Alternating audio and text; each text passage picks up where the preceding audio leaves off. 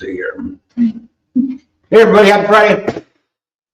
Happy Friday. Happy Friday. Yeah. Hey, everybody, we are down here at the community building. We're getting ready for the Freeman Festivus for tomorrow.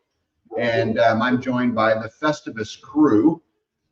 We have Randy and Ralphie from Christmas Story next. And Jet and Indiana are here. And special shout out to Lou, Scott, Nikki. Did I forget anybody else? Just. Oh, yes, and Just from American Roots, who have helped put this all together, and we'll get busy at it tomorrow, right? Yeah. You guys got anything you want to talk about for the Festivus before we start talking about good news? I hope everybody's practicing their karaoke. Yeah, come with a duet. Duets are fun. We got 2 microphones. You can have all kinds of fun with that. Does that mean you two are going to do a duet? Sonny and Cher. Are you guys? You have a bucket I can carry the food in. We can arrange that. Yeah. Done. Done. Okay, so they're up. Duet, you two? Yep, make it happen. Let's do. How about you guys? I'm do the like MC. Paul McCartney and Stevie Wonder. One of you guys would be Ebony and the other would be Ivory. Yep. So everybody, I'm not going to go through all the comments and all that stuff. So we're just going to talk about the world today and what's going on in the world and the Festivus and all of that kind of stuff. But just know this: we love you guys and welcome everybody who's in here tonight. And anyway, so we're just going to kind of get on with it. I thought tonight we would just take some time to talk about the State of the Union because, as you guys know, this world is a crazy place today. There's weird stuff happening everywhere. But I want to really encourage you guys as we go through this to understand that we're all at a different place of discovery. Every one of us. None of us know the right way. None of us know 100% of the truth. We're all trying to figure out the truth as we go along too. And you know, if I look back at the way I believed things 10 years ago and the way I believe them today are very vastly different.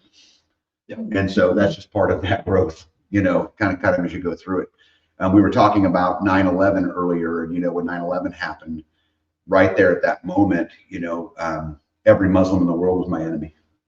But as I learn more and I understand more, I don't think it's quite that simple. No. You know, I think it's way more complex than that. But anyway, I'm not going to spin off on, you know, that tangent tonight. So let's start talking about economics. I want to share a story with you guys from this week. B and I went to my mom's house because we got her a hospital bed. Because she's having a real hard time walking, you know, she can't really get up. And so we needed to get her a bed. It'd help her out a little bit better. So we get done, I disassemble her bed, put her new bed in, all of that, haul her old bed out, put it in the truck. And she says to me, "Can I buy you lunch?" And I said, no, it's fine. I said, "Mom, save your money. It's fine." She said, "No, I would really like to buy you lunch." I said, "Fine. Okay, you can buy us lunch. Where do you want to buy us lunch at?" She said, "I want Burger King." I said, "Okay." I said, "Okay." So me and B went and drove to Burger King and we got 4 value meals. And the bill was $67. $67. Wow. So if you look at through the math of this, someone working at minimum wage would have to work 9.5 hours. So 25% of their 40-hour work week to buy 1 meal for their family. Sounds like a deal to me. Right? Out to dinner. At $12 an hour, it's still 5 hours of the day. And so I would like to hear from all of you guys. How are young people, how are anybody who isn't already set, right? Who doesn't have a retirement, how are they supposed to make it? I mean, we can talk about going and working hard. We can talk about doing that all you want. But the system is, in my opinion, is completely predatory.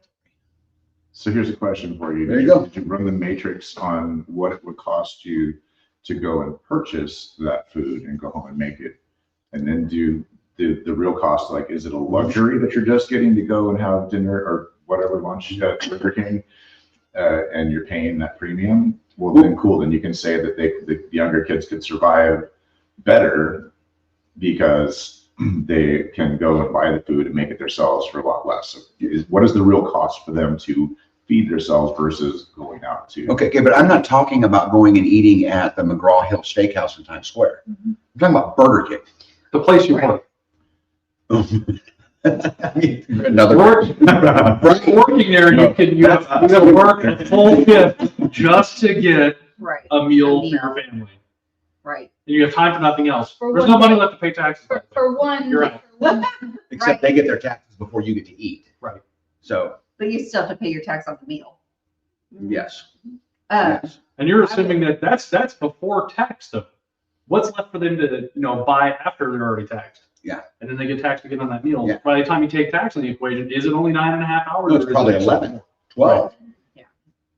They got to get their cut. It's probably 30% by the time you get there. So I just went and grabbed your mom's groceries and she wanted ground turkey and, ground turkey meat, ground beef meat, and chicken breast.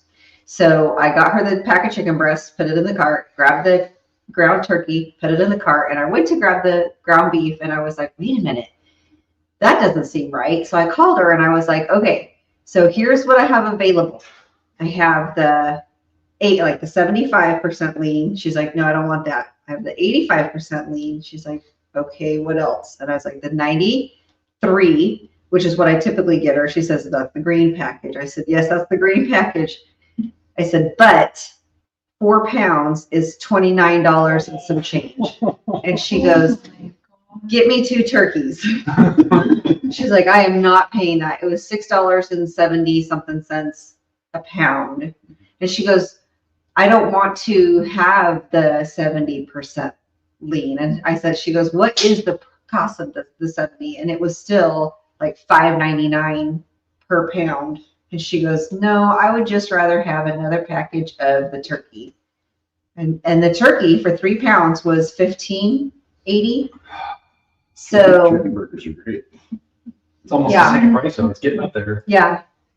And she says, gosh, just to stock up, which is still like, 2 packs of ground turkey, 1 pack of chicken meat, chicken breast that she can break down into like 5 meals. It still doesn't fill her freezer. This is supposed to be a month's worth of groceries for her. Mm-hmm. And it was $200 and no prescriptions on this one. So For one person for one person, that doesn't eat a lot. yeah, Well, and you can take that even further. So here's somebody who's on Social Security, Yeah. Fixed income. worked their $900 entire a life, month. $900 a month, $960 something. right? And contributed their entire lives. Yep. And her rent's $370. No, her rent is up to like $680 Good. for a 1-bedroom in the low income housing. So how does people do it? And she still pays electricity. She still pays her cable. These are on top of her $680 for a 1-bedroom. Yeah. Yeah. So I don't think the answer is just go work hard. Mhm. I mean, how do you work yourself out of that? At 70 years old. You're gonna wind up with roommates who's 70 Right. In a 1-bedroom. in one bedroom. You're gonna have a bed in the living room and a bed in the bedroom, Yeah. or bunk beds. Stepbrothers, basically. So much more room for activity. I think it goes back to also that families previously would cohabitate. Mhm. So you had multi-generational families on a property or in a house or in a farm. Even if you lived in a brownstone in New York or Boston or whatever it was, you still had multi-generational families. And we've gotten to that point where everybody has to have their own place and their own space. And I think we're going to see a big resurgence. We have already Right. of multi-generational living. So that you can work together to afford the food and to afford that. And then, and get back to that agrarian lifestyle. ADUs for that specific purpose have actually made a comeback here in this county, which I'm not always a fan of everything they do, but when they said, hey, we're gonna let people start building ADUs, Yeah. all What's about the ADU? auxiliary, accessory dwelling unit. So like a mother-in-law house or something of that nature that's smaller than the original house that can still be built on the property. Mhm. So they've allowed those, which is great because that allows for that, in-law. Aging parents aging parent, whoever or moved back. somebody, a child. So we're going to get forced to live back in this lifestyle while our government sends $700 billion to the Ukraine. Did I get this right? Yeah. So we're the ones that are going to take it? Yep. So exciting. Yay. And unfortunately, it's been happening for years. We are just becoming more aware of it now than previously because we're getting to that point, I think, where a lot of us are just fed up with it. But if you look historically at how many hundreds of millions of dollars go to foreign aid and pet projects and ... asterisk items. I think it's crazy that the counties and the cities and the states and the government thinks that they can just keep taking and taking and taking, and we'll just shrink our lifestyle and shrink our lifestyle and shrink our lifestyle and shrink our lifestyle. Do you have a choice? Well, You you do. absolutely do. And that's It's just a choice isn't a good one. and that's unfortunately, I think, where the people are going to get fed up enough. And look what's been happening here just in Jackson County with the people Yeah. standing up and saying, no, we don't want this and we don't want that. And we're not going to take it anymore. We're not going to remain silent. We're going to look up the laws. We're going to attend meetings. We're going to record them. We're going to put this out there and gather more and more people and make everybody aware. Yeah, I think that the number of people who are involved is only going to increase as the heat turns up. Yeah. Because it's going to be natural. There's going to be some people that are so far removed from it, it's going to take them another year or two of, and they'll wake up eventually. But the more that they continue to escalate things, the more people are going to get upset. It's just a natural way. We're seeing pockets all over the country too, Brody and I were talking about Texas and Tennessee and Georgia. There's like places in different parts of the country that are doing the same thing that's happening here in Jackson County. Different scales, but good. Yeah, there's actually 12 states that have active lawsuits against, in 12 states, not 12 states. In 12 states, there are active lawsuits against the appraisal process, against the, what do they call that? The Absolutely. evaluations Scam. that are actively going on, right now. But I think it's crazy to think that we can go and sue them and the people on their team will handle the case. And the outcome will be what, right? I mean, how do you beat somebody when they get to write the rules to the game, right? Conflict of interest. Oh, you think? You think? Yeah, it's completely insane to me. Mike, you and I were talking about home prices versus income, right? We talk about predatory systems. You said start earlier. How do you start earlier when the system's predatory? I think that it comes to, we've talked about this before on another live that we did at our house, was it starts in how you raise your kids. And when you teach somebody that their time is their most valuable asset that they have, and when you go and exchange your time for a dollar bill, make darn good and sure that you spend that dollar wisely, because it costs you your time. And when we rewind, when we go back, we can't go back and fix the problem from before, but as we go forward, we can fix it if we start to teach the value of the dollar, value of what you traded for it, how you spend it, and what you're willing to compromise for. I talk with my kids all the time about their jobs, their promotions, their negotiations, and so forth. And as we rationalize with what they're going to accept for an offer, they're bargaining, they're selling off a portion of their life to somebody else in exchange for currency. Energy capital. Whatever we're going to call it. So what role does the deciders have in ensuring that the dollar has some value? Because you talk about trading it for that, doesn't the system have some responsibility in that? They're basically dictating what you get in exchange for your time by setting the value of the dollar. Right, that's what I'm saying. So how, at some point it is the person's responsibility to go out and exchange their energy, right, in commerce. But at some point, if they exchange and exchange and exchange and exchange all their energy, and their energy ain't worth nothing, what's the point? Well, again, I think that it comes down to, I've watched people that are mailmen retire with millions. Right. And I've watched people that make millions retire with nothing.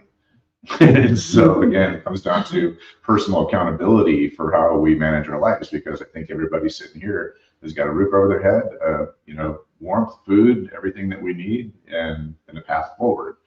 It didn't come from working at a fast food place our whole life, right? And making that minimum wage. It came from Smart leveling up, continue to level up. So as we teach leaders to become leaders, and we raise up the next generations to come, this is how we beat it. And they know this is how you take it down. And so what do? They go to the institutions and they attack the youth, because they know if they can get them there, then they got no chance at having strong people stand for themselves in the future. Right. And we're countering back with that by people like Charlie Kirk that go out and say, hey, let me get you to think just a little bit about what's going on here, because they're not teaching you to do this. And it also should start in home. And so I call every parent to the table to say, do your best job that you can do with your kids, because it matters. We're dealing with the problems right now of people that stuck their head in the sand. Don't raise another generation to do the same thing. So you think that the opportunity the opportunity to be successful today is the same as the opportunity to be successful when you were coming up, or when I was coming up, or when you guys were coming up? I think it's available in a different way. I think the matrix has changed significantly, but I think that it's available in a different way. And I also think that it's available in the same way because I look around at the trades and I see the lack thereof, and the fact that we brought so many people across the border to come in and build our houses and so forth, because we didn't have the workers to do it, or we just couldn't get a lazy generation to get up off their butts and stop taking their free money to go out and earn it the hard way, that we had a shift. So if the immigrants can come over here and make a decent amount of money and send it back to their homes, it's because they want it. It's because they're crossing the Rio. They're doing what they got to do to come and earn it. And so there comes the competition. Are you willing to fight for it? And that's how we built industry, was because of people in that race. So that's how we could put a man on the moon, was a race to see who could get there first. Are we being competitive enough, or has our government made us lazy by incentivizing us too much to say it's easier for you to stay at home during COVID and collect a paycheck than to go out and go to work? Here's your free money. So there's an interesting dichotomy in that, right? Because you've got the people that will come from foreign countries and they're willing to work for less because when they send a dollar back home, it goes further. Mm-hmm. Exactly. That's kind of what I meant by, does the government have a role to ensure that the dollar has some level of value? Because Mike, I'll tell you, when I was young, my very first job, I worked at Burger King. Mm-hmm. You know, it's interesting, we're talking about Burger King tonight. I made $1.95 an hour. Okay, at $1.90. This is a true story.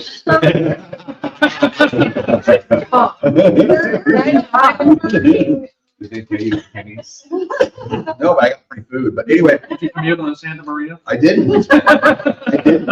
And I didn't use horses or drawn carriages. He had to go out there and carve his own wheel. But I can tell you guys, at that wage, I went to school full time, worked at Burger King, and paid my own apartment.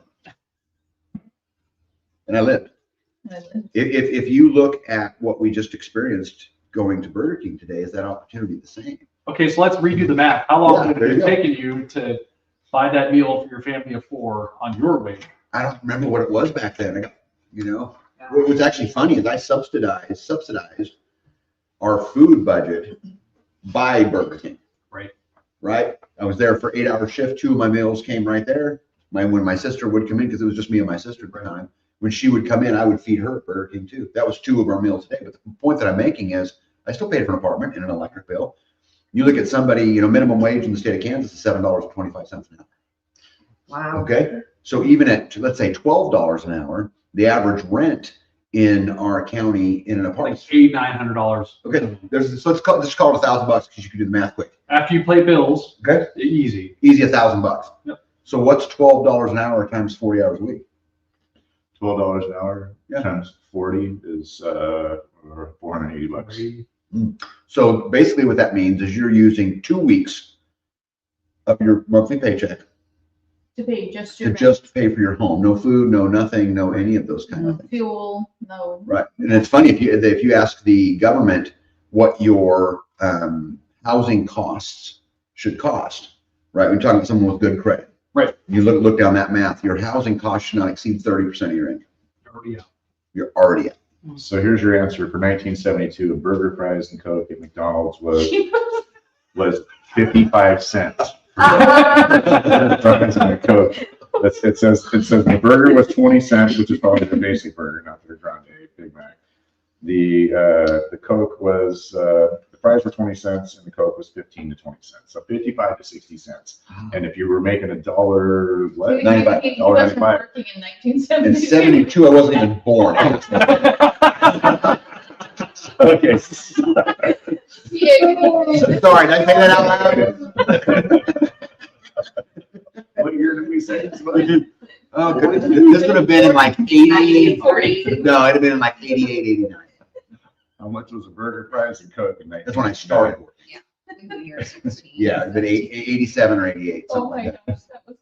Okay, it's $1.88 to $3 on average there. So we'll call it $3. It would have been close to 2 hours, hour and a half of your time, as opposed to how many hours did you calculate? 9. 9 hours. That's what I'm talking about. That is opportunity equal. because this person working at Burger King has to work 9 hours for the same meal, right? That I would have to work, they said, what, $1.88 to $3? Yeah. So let's $3. just call it $2. And I was gonna buy 4 meals, 2, 4, 6, $8. Not to mention, imagine what the ingredients were back then versus what they probably are now. Right. And the fact that the fast food Burger. restaurants and stuff are not meant to be a living wage. Those are meant to be Mhm. for Kids. college, Right. students, high school. I worked students. fast food in high school. I Yeah, wasn't living off of exactly, that. There's no way. exactly. Yeah. Yeah. Well, you, I did. yeah, well, you did, because you But I left earlier. Yeah, exactly. So it's different than, people now trying to live off of working at a fast food restaurant. You'd have to have multiple people that work there living in the same place. So does community play any role in helping those young people get off and headed in the right step? Absolutely. Because they're not gonna do it alone. Yeah, mentorship is huge. I watched that Guidance is today. huge. You got to be able to have somebody who can set the right path. So when you leave Burger King and you got your paycheck, you're not going and blowing it on, nicotine or whatever else. I don't know what are kids into these days? Tide Pod? Tide Pod, they're not, you're not just going out. and eating They're Tide. over that one, Oh, right? they're over that one? Okay, I don't know if anyone. I think it Fidget actually, spinners, is that still a thing? I don't know. Cabbage Patch Dolls. I watched one of the community kids today feed chickens, wrangle goats, help do that with hoof trimming. And so that child is learning those skills. And then, hey, I'm going to go collect eggs and do those things. So it's absolutely possible. We see the other kids earlier this year when we were working in the food forest, neighbor kids, community kids come over and help us weed and haul stuff, and they learn how to use tools. They got up in Mario had them up in the attic, fishing pipe stuff and do things like that. Like that's how they learn, is being involved. Yeah, well, there's a lot of talk about how these generations that are coming up are just lazy, and this, I don't buy, but That's what every generation says about the upcoming generation. right, right, Our music is terrible. right. I know a lot of hardworking kids. Yeah. When you got a young man who comes out to your place to work, that's a hardworking kid, right? I mean, so, I don't buy all of that. David Strom had a really interesting comment in here that I thought I'd share with you guys, which was, do politicians keep minimum wage low for immigrants? That's a really great question, because obviously the answer is no, right? Double-sided, because I can guarantee you that there's immigrants that are here that aren't even earning minimum.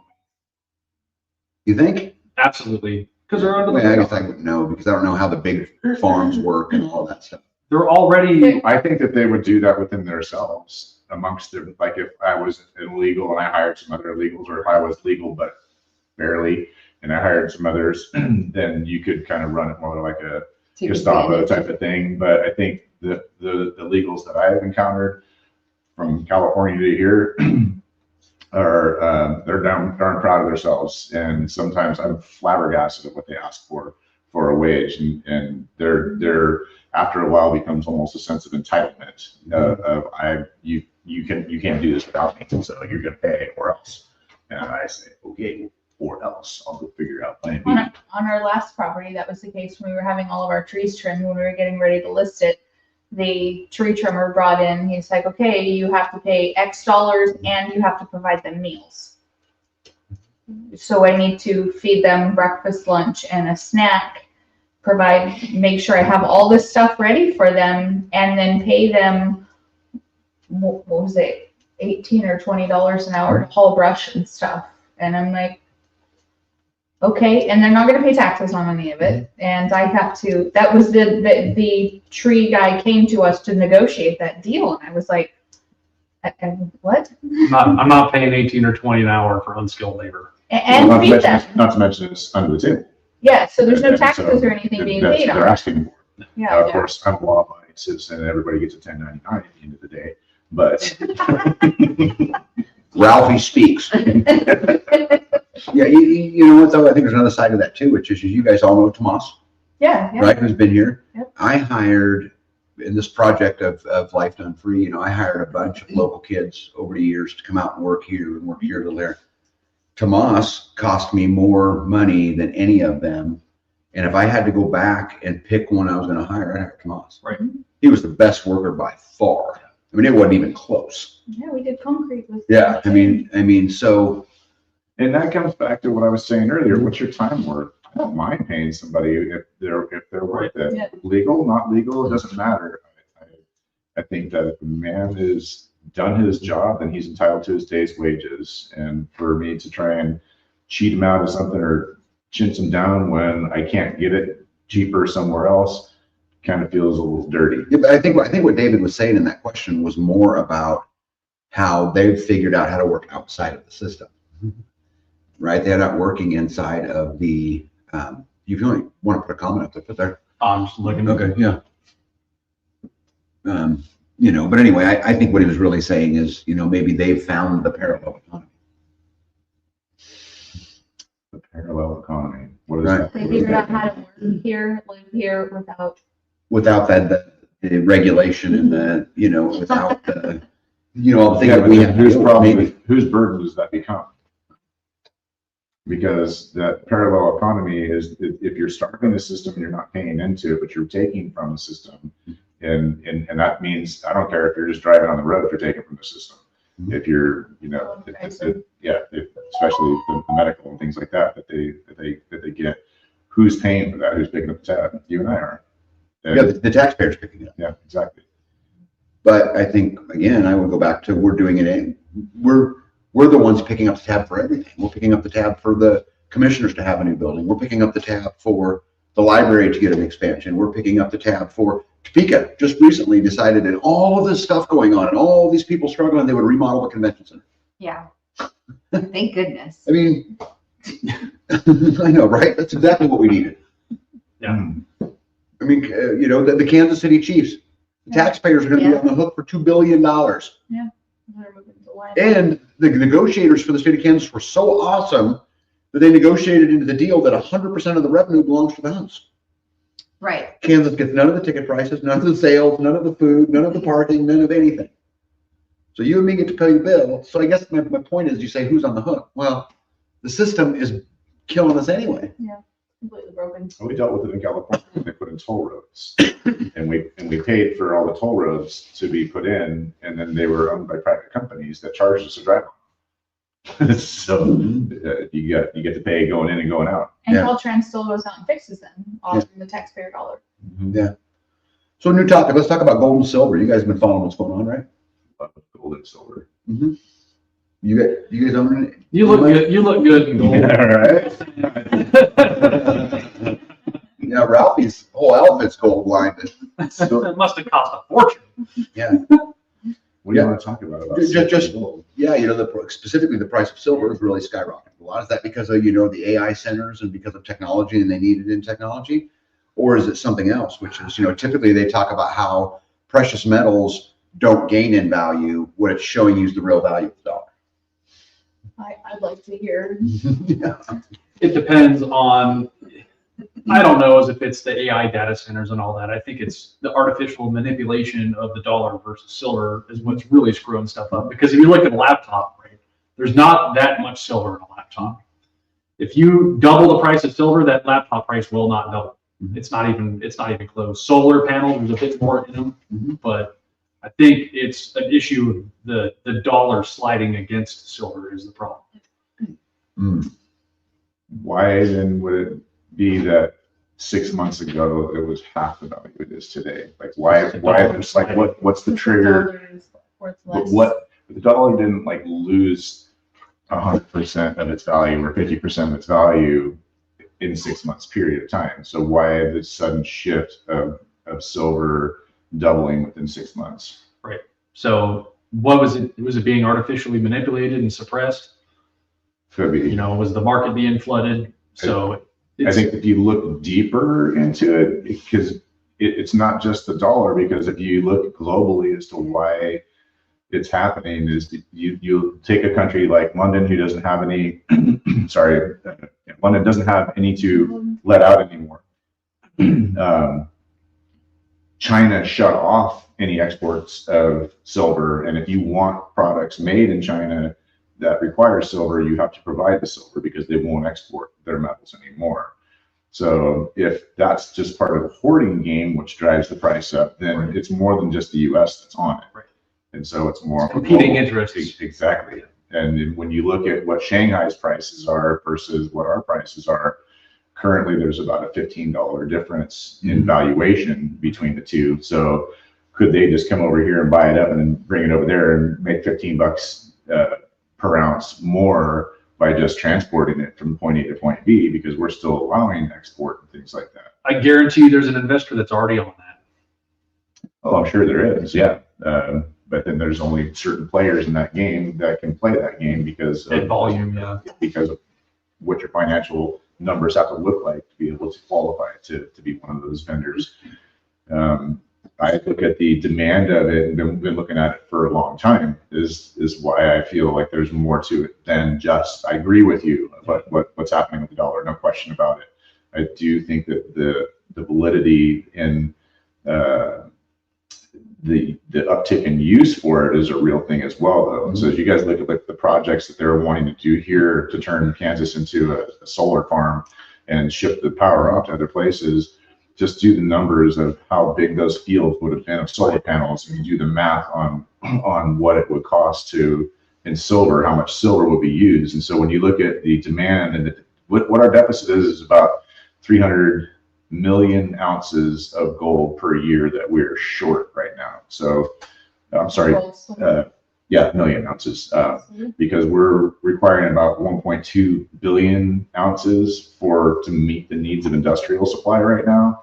And we're only producing in the 850 roughly million ounces a year. So that 300,000 or the 300 million ounce deficit is now who has it? Spot prices don't matter anymore, because people, if they need it, they'll pay anything above spot to be able to have that, which is what's causing the price to go up. And soon the paper side of that's going to turn to garbage when everybody finds out that their ratio is 356 to 1. That means 356 people are waiting outside the door for every 1 ounce of silver that they actually have stored away. And when they find out that that's a giant farce, it's going to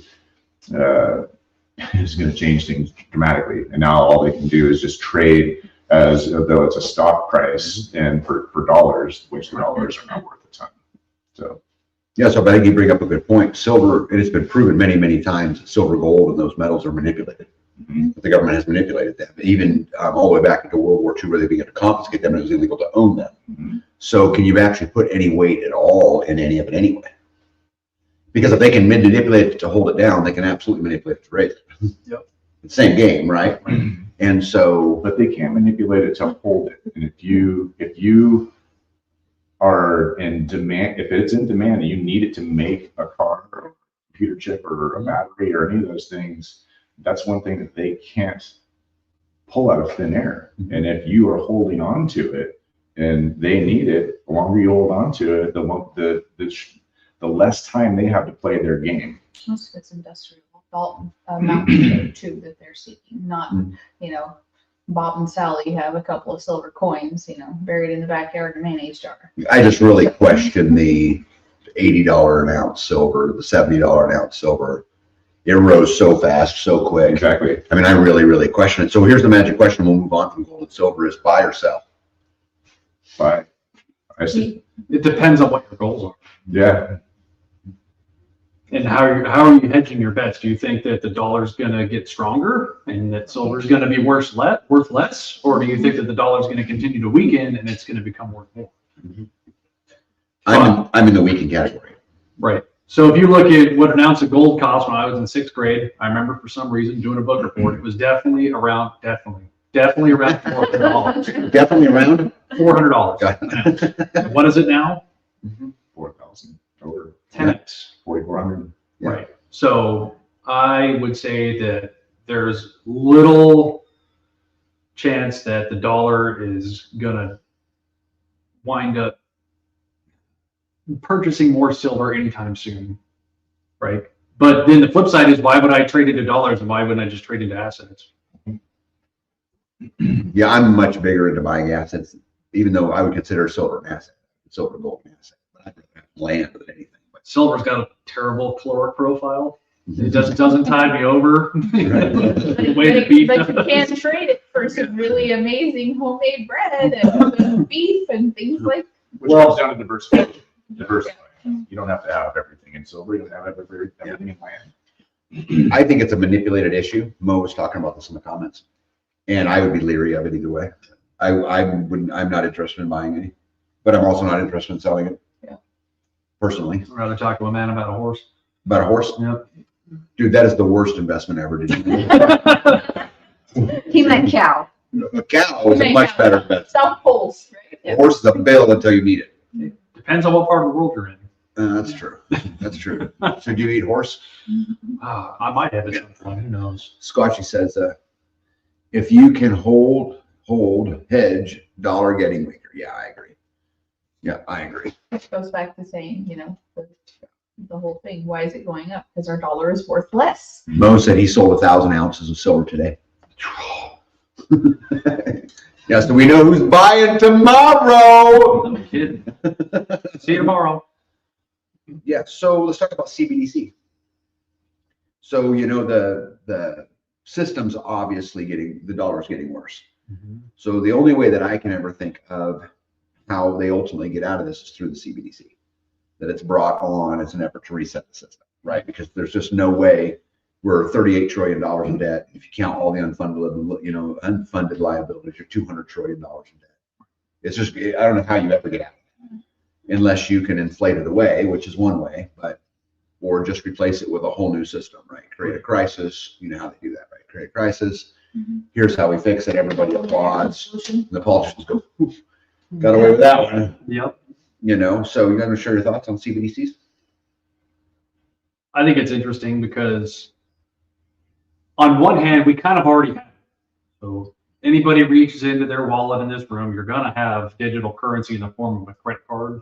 So you kind of already have it. And then if you think about it and you pull some money out on your ATM card, that's paper. It's really not truly worth anything. It's just a piece of paper. So we're kind of already there. I think that the only thing that the digital system is bringing in is getting rid of the ability for private parties to do transactions amongst one another privately, right? So if I wanted to come over and buy a chicken, Uncle Sam's going to know I bought something from you. They may not know what it's for, or maybe that's a requirement. You have to say, hey, we traded a chicken, right? Because then that way Uncle Sam can tax your chicken sale. Well, you use the word traded, and technically you're already supposed to do that. Right. And I know all you people in the audience today have accurately logged your chicken trading estimate. I know you do. Yeah. I don't know what Chicken you're math. talking about. Did you lose all your chickens in a boating accident? I lost all of them. All of them. Turns out they can't swim. Trying to find my wallet, and I can't get to it through all the layers of clothes. You two got any thoughts on CBDC? No? No. No? Kind of this along the same lines as his. They're already getting us used to it. I mean, I just paid bills and I'm just transferring money that, never is going to come into my hands. I mean, You mean there's not somebody behind the scenes trading gold for the money that you're trading? No. It's just numbers. the numbers are just changing on the screen, and it's just going to be another way to not only keep track of transactions, but to control what we buy and what we sell. And they're actually already starting to incorporate some of the systems that are going to be brought on more heavily when CBDC ends up going live and becomes, the way of the land. There are stores now that are doing spot pricing. So they'll track you on your cell phone. You're coming into the store. They know you're coming because you got the app, right? And then you show up to the store Oh, that's correct. and they have that little digital price tag on that good and service in front of you, right? And then as you walk up, their little cameras are tracking you because they have facial recognition. They say, "Oh, look, Timmy's a six-figure kind of guy. Guess what? Those 99-cent can of beans, we're going to charge him $1.99." And then you see that spot price of $1.99. You take it up to the register. You ring it up for $1.99. Now Timmy comes in. Timmy's a little bit, harder up. He's working at Burger King, so they know, well, we can't charge him more than 49 cents for this can of beans because he can't afford it. So he'll only pay 49 cents. Right, so that's already happening. There's tons of stories out on the line about that. They're interviewing companies and this has been going on forever. Target started it forever ago. Walmart got on board. Amazon's doing it. So, Or with the digital price tags, what they do is they change the prices according to what time of day it is. they do that in New York. If you go to an area in New York that's got a high tourist density during the day, they'll charge one price. And then after the tourists have left and the locals get off of work, they just reach behind the counter of the remote and click. They go back to their locals only price because they know the locals aren't going to pay the price that the tourists will pay. So that's already happening. So I think that that's just going to become normal. And then when you do a live YouTube stream and you call them out, they're just going to go, oh wait, no, it's not for sale. And they won't allow you to buy it. Bias discrimination. Back in the day, they used to trade like, I'm not used to you being tolerant. I know. They had people would get the food stamps and like trade stuff for food stamps, those little like coupon books. Now they're gonna like go use those coupon, or I guess it's on a card. It's on a card. Yeah. So they're gonna go use their card and they're gonna go get beans, and then they'll be like trading cans of beans for like, oh, you got a watch? I got 4 cans of pinto beans. Maybe you can talk about your thoughts on crypto then, as far as that goes, because how many pathways are there to the digital chip card, whatever, way forward? And I look at crypto and people that invest into it, and like, do you realize that when you're trying to push this agenda to make money off of it, that you're selling us out for our freedom to be able to just trade without being tracked? Right. Well, it's coming anyway. So, why not make money while it's coming? And I think that everybody that buys into that mentality is part of that problem. Mo says an umbrella always costs more when it's raining in Taiwan. Yeah. Why'd you sell your umbrella, Mo? Because it was raining. Yeah, I think that the whole cryptocurrency thing is interesting too. I don't play in the market a lot. I've owned some of it, but I don't really get into it a lot because I don't think the government will ever give up the power to the purse. Though I do find it fascinating that Trump has said things like, with Bitcoin, we're going to pay off the national debt. Quote. How Bitcoin or crypto? He said Bitcoin. So the only way you're going to do that is by crashing the dollar. There's not enough money in Bitcoin to be able to do that Today. How many $1 trillion? I don't know. Yeah, it's not what we have. Not today, but again, with everything being digital and nothing being real, isn't it just a matter of an entry? Yeah. It's It's easier not to tangible. print. It's So easier you to just print add them. another 0 on the end. Yep. behind the They don't decimal even- point. Zero. They don't even Zero. print them anymore. That's what I'm When we saying. talk about people, the government printing money, there's some printing going on. Not really what's going on. They're adding zeros Yeah. to balance sheets. He also said Mexico was going to pay for the wall, and they haven't done that yet either. Oh, I could come up with 1,000 things he said was going to happen that hasn't happened yet. Yeah. So why put any stock in it? Bitcoin is collectively traded at 2.37 trillion currently. And wouldn't even pay off a third, a quarter, an eighth, a 20th of An 18th? Yeah, yeah. 20th. Can you think of any holdings out there that are big enough to pay off the national debt? Mm-mm. Any class? Any class? Yeah. Oil. Did you know that if the government, if you open up IRS, manual and you go to section 401-K and you look at it, it talks about retirement, and there's $33 trillion in 401ks today. I saw that. So that'd be one way. Take away people's 401k. Well, it's right, you're not you. Well, if they say for the greater good before they do it, it's perfectly fine. Right, for the Yeah. greater good. And is that FDIC insured? Well, we have 99 years to pay Yeah. back. You have 99 years to pay you back, right? I imagine it'd just be an IOU. Yeah, here's my IOU, we have 99 years to pay back. We're just gonna transition your 401k to Bitcoin Well, or to some kind of wallet. And we're gonna do this for your safety because we don't know, people are in the country, whatever, we're gonna blame something and then they'll just, we saw that happen with CalPERS, the California Massive Pension. They took and invested a whole bunch of that money that the government employees get for their pensions and stuff in different companies that turned out to be not so good. And a lot of those people lost a lot of money on those investments. Yeah.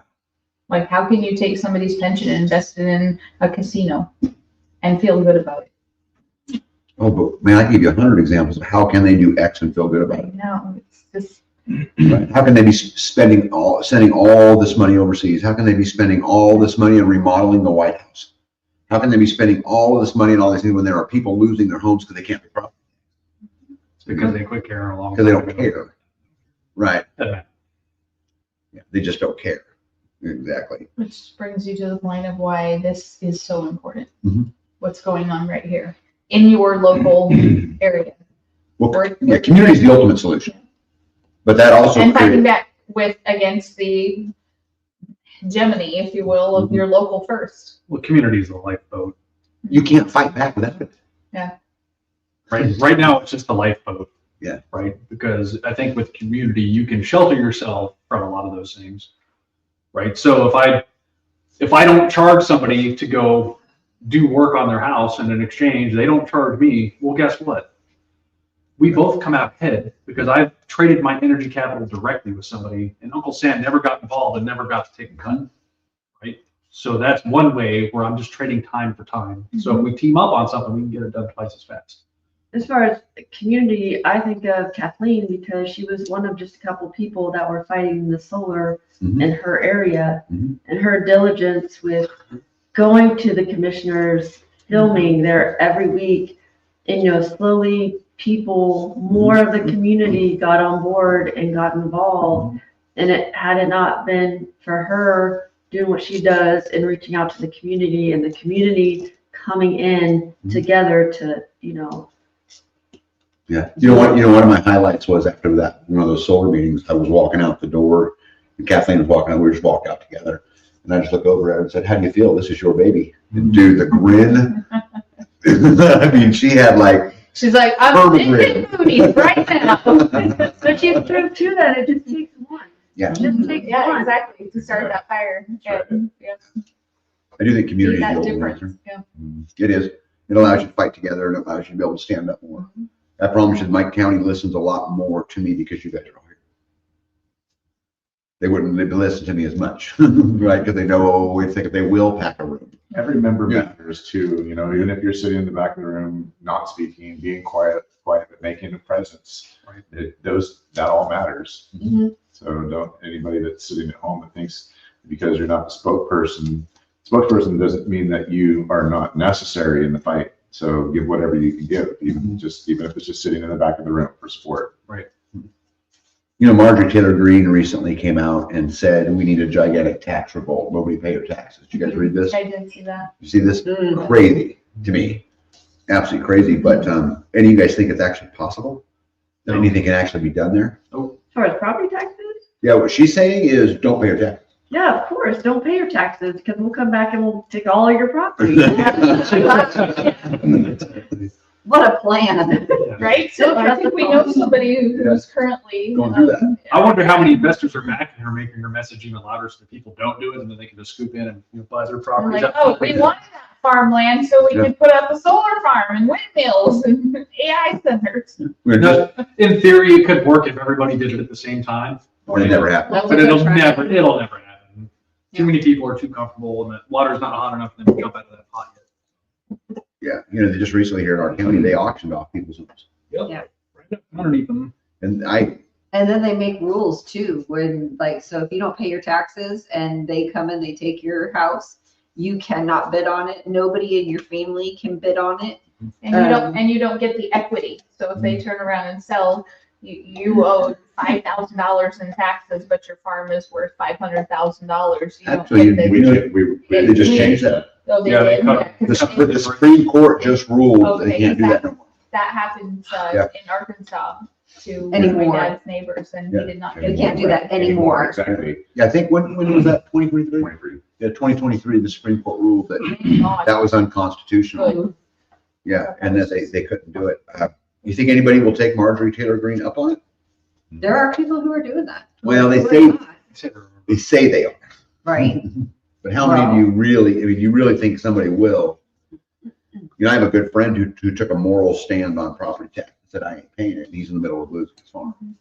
So, Well, we had a Yeah. discussion earlier about, if you didn't pay your homeowner's insurance, would you take the money and put it into an account and at least have it there later on for the repairs that you might need to spend the money on it and just fund it yourself? The same would go with those taxes. Like if you were going to be that person to take a stance, don't just take your tax dollars that you were going to pay and go blow it on something. At least have it on the ready to be able to pay the. Interest and Right. penalties too. Well, Right. that's the part that you wouldn't Yeah. be able to account for in holding back. Is the interest and penalties, that's your risk factor. But if it takes a bold move like that to get the government's attention to say the people are done and this is what we've come to, so be it. I don't think that it would be a bad thing to have to.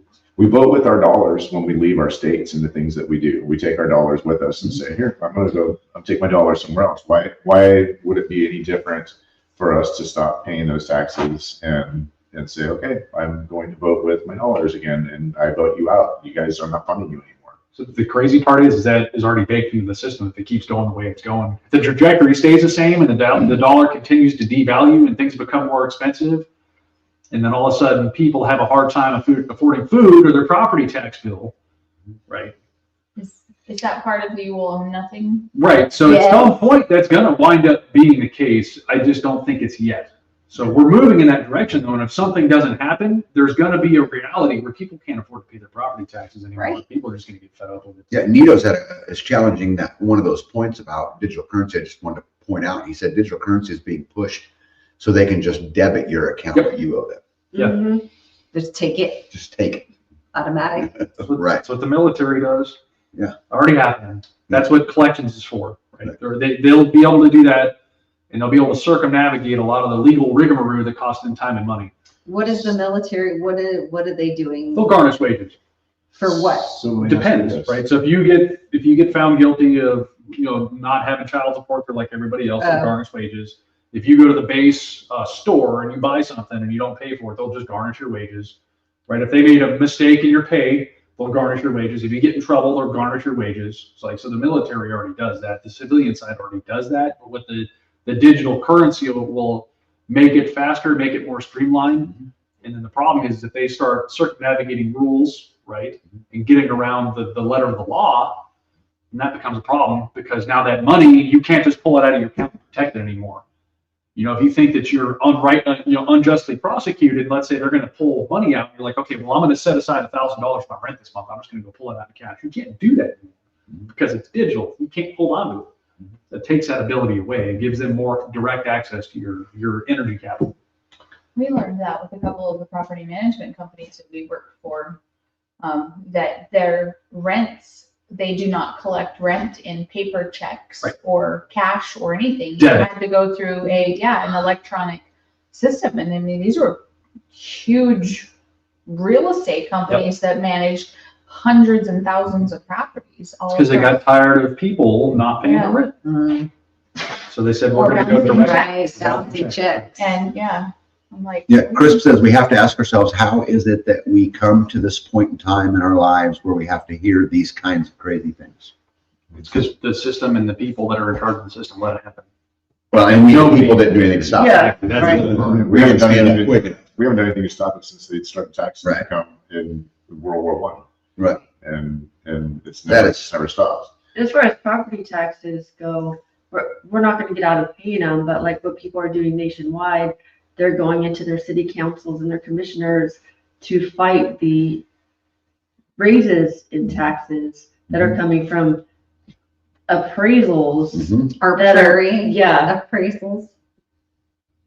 Yeah, we talked about this the other day of what we started a Revolutionary War over 3%, Mhm. and where we're at on the taxation scale now, which you said is 59. 59%. Mhm. So 20x from where we had a Revolutionary War, and we're still yawning and waiting for the next increase. Shit, I would say it's even worse than that, but it's not just the 59%. It's, we've got them poisoning our air, poisoning our water, poisoning our food, dumbing down our kids in schools. I mean, war is being waged on freedom and humanity on 100 fronts, and we do nothing.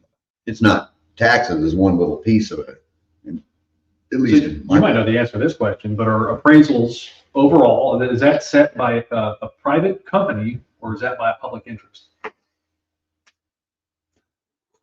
What kind of rabbit hole did that just fall I into? thought Right? it was public interest, right? I don't I know. don't think so. Appraisals? Are you talking Yeah, about- appraisal values. You're talking about the investors? So the appraisal values, the database that the county appraisers draw from, is that a private company that has set up software and has set that value I would say they in a private. private market? Or is that a public interest that came in and said, hey, this is what those values need to be because this is the value, this is the cost that is in the nation's best interest? Or is it a private company that goes, oh, well, if we jack up these appraisals, we can reach back around and go, hey, keep using us. We'll make sure your appraisal values are high so you can collect more taxes. So you don't have to raise taxes. Right? Because I mean, our county, tries to lobby on the fact they didn't raise property taxes. Because technically they didn't.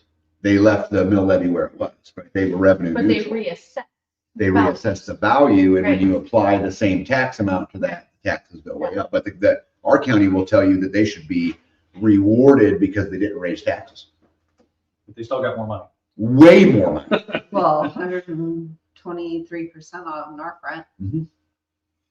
Did it make you feel special? No, You should have felt like royalty. it didn't feel. It made good me at all. think that maybe I married royalty. No, it didn't feel good at all. You did it. Did I? You did. I did. Okay. I did too. Your sister. Indiana, and Jeanette, this question is for you. What do you guys think about the Pentagon just failing its 8th straight audit? I'm not surprised. There's a pattern. Too big to fail. Ring a bell? Well, no accountability. There is none.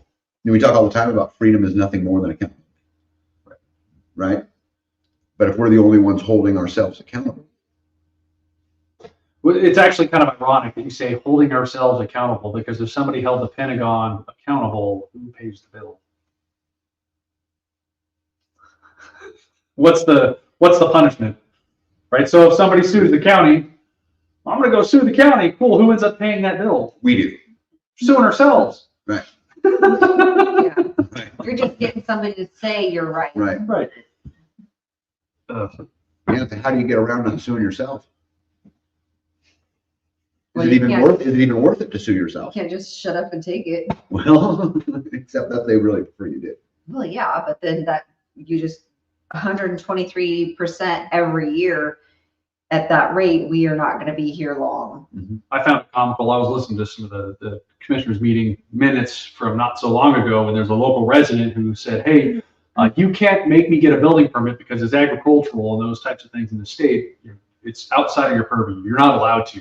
They said, well, we're going to do it anyways. If they want to sue us, so be it. And I'm thinking to myself, like, I never want to hear if they're going to sue us, then so be it from my commissioner, because that's coming out of my pocket. That's not the attitude I want to hear.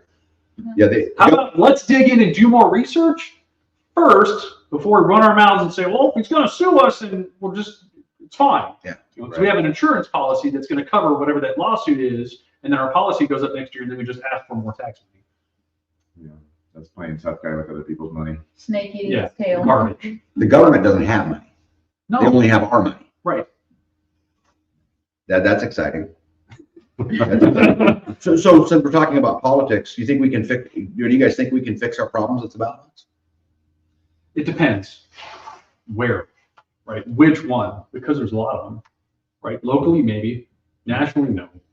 But do you think we can fix do you think we can fix the problem sustainably locally with what's going on federally? Does fixing it locally ultimately fix anything, or is it just a Band-Aid? It's more of a Band-Aid, but the thing is, if you got an open wound, I'd rather throw a Band-Aid on it and give it a shot than just leave it open and let all the gunk get in there. And, because why not position the county in a place where it's a little bit more resilient? Make it better for the people that actually live here, versus, well, just flush it all down the toilet, just go with it because that's what everybody else is doing. Let's go eat Tide Pods. Is it pretty simple to be elected in as a county official? Yes. In these smaller. Anybody can run. Yeah. Yeah. There's very little requirement. The margin is in hundreds, Even not helps. thousands. Even office. And you guys can be else. You guys can be from Christmas Story.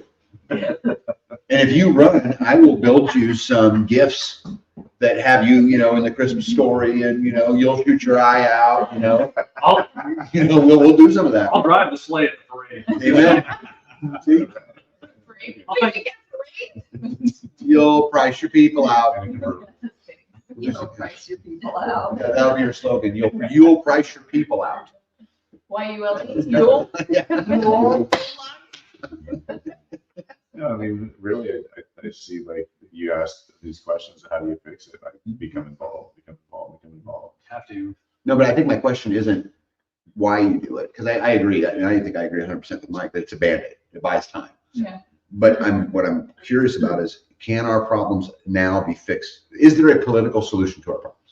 I don't know, but I think it goes back to, to what we were talking about. So if somebody here starts to do it, and the other people you and I have been talking about in Texas and in those other places start to do that, and you have those pockets of people that are standing up, I don't want to say resistance, but pockets of people saying, hey, wait, we want to change it here, and we want to change it here, and you start to, that momentum is key. And as we all know, that's essentially how stuff changes historically. So I think it's more about posturing than it is about fixing. Because I think that train's already left the station. Something's going to happen. Every great civilization in this world ceases to exist at some point. But why not, instead of trying to fix it, which I don't know. It just doesn't seem like people want to. So the next best option is posture and brace for impact. But why not posture better than everybody else's? Because maybe we can outlast it a little bit longer.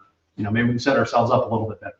And in the interim, teach the next generation. Don't do what they did. Yeah. Yeah. And I think it's about them letting us win the little battles, but the war is already won. Yep. Mhm. So you don't think there's a political solution to the problems? No, I think the politicians are bought and paid for. What do you think? I agree. I think they're bought and paid for. And I think that it's already, Because you might be the most conspiratorial amongst us. they already know. They already know what's going to happen.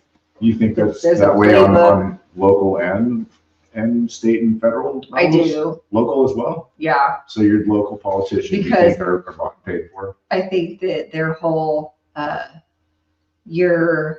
when you vote us in, then you're giving us the ultimate authority to do whatever we want. I think that they already know. You want to hear something funny? So our local commissioners went to a meeting of the other commissioners, something with the counties, whatever. A meeting with all the other commissioners from the state recently, right? Who's one of the biggest players that's been a hot topic around here recently, right? Nextera, in Evergy. Guess who one of the keynote speakers at the conference where all the commissioners was And during who's this the big conference? donors were? And the biggest donors. Guess who put the whole thing on? Evergy. I recently, we've been to several classes recently in the local area, right? Concerning farmlands and grazing and things of that nature, right? And I will tell you that one of the classes we went to was a local class for range management through practices of burning. So open range burning, which is great, fine. And I was glad that one of the local technicians was there from Evergy to say, hey, if you get close to a power pole, this is what's happening, right? You want to stay away from it, don't spray water on it, so on and so forth. This is how to treat a pole fire. Good. I was glad they were there for that, but they were also sponsoring the event, sponsoring the meals, right? So how does that look in the eyes of the farmers that are there to learn about, pasture management when they come knocking on their door asking, hey, can we come put in a solar farm? Oh yeah, you guys were at that conference. We bought you a sandwich. Come on in. Right. So I like the local people that are working here, the technicians, the guys that are the ground pounders doing the hard work, but it's the investor class that bothers me with those types of environments, especially when those people are hired and they go to these giant meetings where all the commissioners are at. Right. So then is that who you think is buying the local officials then? I think that the ability for a county to intake that amount of money and those kinds of promises when people are yelling and screaming about roads, it's hard for those guys to turn down. So when I hear the term bought and paid for, I see it two different ways. Outright bought and paid for, under the table, whatever, they're getting cash, or they're just to their face in the open and public promising them all kinds of money and promising to solve their financial problems. So bought and paid for, there's more than one dynamic to that. It's not just write them a check that they pocket. Right. It solving their problem. You guys Campaign were able to push contributions. back and shut down. No, it's not. It's It's not. not over. It's not. No, I think we did a good job of pushing back. Yeah. We'll see what happens. I mean, there's a lot of time left in all of this, but Yeah. So let's just say that you prevail. They take their toys and they go home or go to another town. Does that still say that those politicians are bought and paid for, because they're the ones that are going to cast said vote. And if they're voting in favor of what you guys have voiced your opinion over and stood your ground on legally, and they couch out of that, then They could change their mind. Yeah. Right, but the attempt's been made. well, yeah, agreed. I guess I just say like that statement of they're all bought and paid for leaves zero hope. And so why even bother playing the game? Yeah, I think that's too broad of a brush. I think Yeah. the attempt has been made, and it's up to people to have the integrity to either to do the right thing. Well, but I think your point earlier too matters a lot too. Is I don't think anything we do at the county level here locally will have any long-term impact. I don't think we can fix it long-term. Yeah, 3 years at a time, maybe. Yeah. But what I do think what we can do is Band-Aid. Right. And what I do think we can do is push it off, which buys time. Right. Because whatever the moment comes where a collapse, whatever happens, if you can buy a year from that time, you're in a whole other shape. Yep. Right. And so what you're doing is just trying to Band-Aid as long as you can in hopes. But I don't think nothing we do here will have any big impact. First aid's better than nothing. Right. Yeah. 100%. So I think that's why it's still worth it. I don't think you're going to change much. You can change things locally. You can get rid of a building permit for this or that, but you're not going to stop what's That trains $38 trillion in debt, $200 trillion in unfunded liabilities. So You're not going to stop it. what Mike was talking about, so is that like one of those weekend things where it's like, okay, commissioners, come over here and we're gonna put you up in this hotel and we're going to go do this thing and Oh, that's a good point. I wonder if they had to pay out of pocket. Mike went, his different supply houses and different companies through our plumbing would put them up like, hey, we're going to do a promo weekend Yep. in Tahoe. So we're going to fly you up to Tahoe, pick you up with a limousine and take you helicopter skiing on these really great things and keep buying our products. Yeah, but that's different though, because that's two entities that create goods and services doing business with one another. Exactly. That's not, hey, that's not a cancer, right? That's feeding off of everybody What I'm else. saying is, And then somebody taking the money out of that cancer even more so, and costing the taxpayer even more, right? So I think that it's great that, two businesses doing business and creating goods and services together and I'm saying, you think it's a similar thing where they're calling the Oh, commissioners absolutely. or the people like, hey, we'd really like to educate you on what our product offers for this solar farm. So let us put you up for the weekend to come over here and have these lunches. I don't think that's how Talk to that. I don't think you. that's how that. Oh, I don't know. I No. don't know. I think what happens is that they come in and they say, we'll sponsor the conference. Part of our sponsorship, we'll pay for the hotel rooms. Okay. It's not direct. And then we get to carve out some time to speak to everybody. Right. Okay, so it's Right. similar but not the Yeah. same. So here's an observation. You had commented that you have one person every so many hours moving, one taxpayer every so many hours moving out of Kansas. Do you remember what that number was? Every hour and a half, a taxpayer. it was like one person every hour and a half. So that they lose a taxpayer. That means that there's not somebody coming in to replace that taxpayer. You're just that much less. So as people like Jen and I, consider Kansas as a place to come and live and bring our money to, we're like really discouraged based on the taxes and the lack of hope that they're going to get any better. And as you have more and more people leave, the numbers just continue to go further south. So do you think that they don't care because they don't need those taxpayers to be here if they have the big companies like the solar companies coming in to make up for that lost revenue? Or to increase the existing taxpayers. I think they're so out of touch, they don't see it. But would that be an offset? Would that be a justifiable offset to them to say, it's okay, we can lose those people, crank the rates up, it doesn't matter because we're going to make enough money from this company coming in and doing business in our town? That we don't have to worry about. 100%. I think they look at those deals as a tax revenue source. If they didn't have that as a backup, don't you think that it would be prudent of them to want to incentivize people to move to their area instead of discourage by continuing to raise taxes? Yeah, I have mentioned to our commissioners on numerous occasions on ways they can attract people there. There's a lot of things we could do. If we would get committed to doing it, I'm telling you guys, we could, and I'll give you some examples. If Jackson County, Kansas was known as the place in America that grew the healthiest food, right? the best education system, whatever it was, right? There's things that we could put in place that people would bring, and they would come with their money, and they would come with these things. And if you do that, the businesses will come. I mean, look at the It's town. capital. The town square is right. It's Right. right to be renovated. Oh, it's so lovely. It too. could be a tourist trap. People, you could make this a destination, but the problem is you get a building on the square. I know of one in particular, family came in, took 2 tax bills over, combined these 2 buildings. It went from a $7,000 a year tax bill. They made a very nice establishment where people could come and gather. It went up to it tripled or quadrupled what the annual tax bill was because they refinished the inside of the building and made it look nice. Right? We So got they penalized. penalize them, yeah. Right. That business is no longer there. They've left. Mhm. So the thing is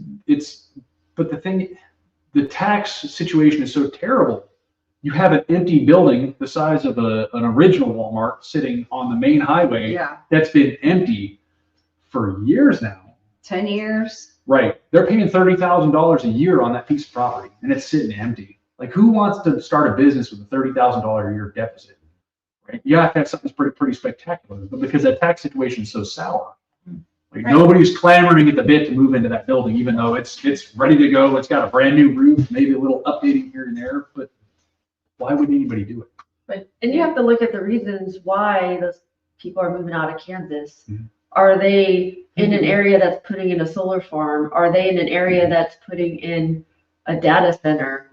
Are those people moving out for particular reasons? And as they leave, are they being replaced by people with higher incomes, the people that are working for these companies?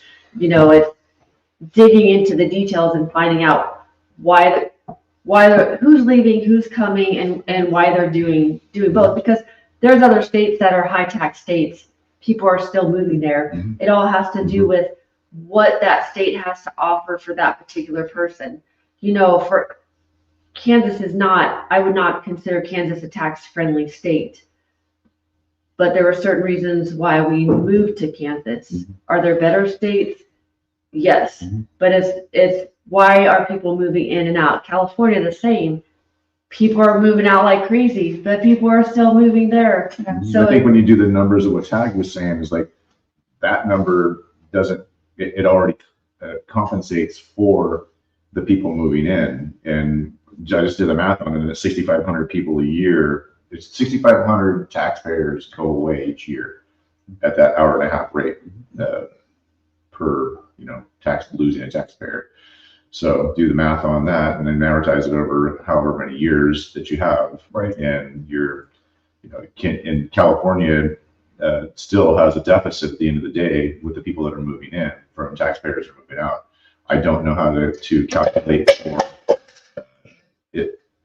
Undocumented people is the only thing that is a wild card in there that I'm not sure what that looks like in the numbers. you also have to consider the makers and the takers too, and how many people, that are making good money that are paying those taxes, and then how many people that are on, that matters. I'm not trying to poo-poo that, but there are a lot of people who are on public assistance or, taxpayer dollars and stuff. And is that an increase as well? Because they're getting subsidized housing, or they're getting subsidized food, or they're getting subsidized whatever. And Yeah, well, and we're also assuming that those statistics are true. exactly. Right? Yeah. I mean, I can make up any statistic I want against my political opponent. And as people continue to move out, so if you were to do a per capita figure how many people work in the government per, individual living in Kansas. Mhm. Is that per capita ratio of government employee to citizen? Is it following? It's a fun wormhole to go down. Tag and I went down for 2 days, but We did. So is it all the state entities in Kansas, are they employing more government employees or less as people are leaving?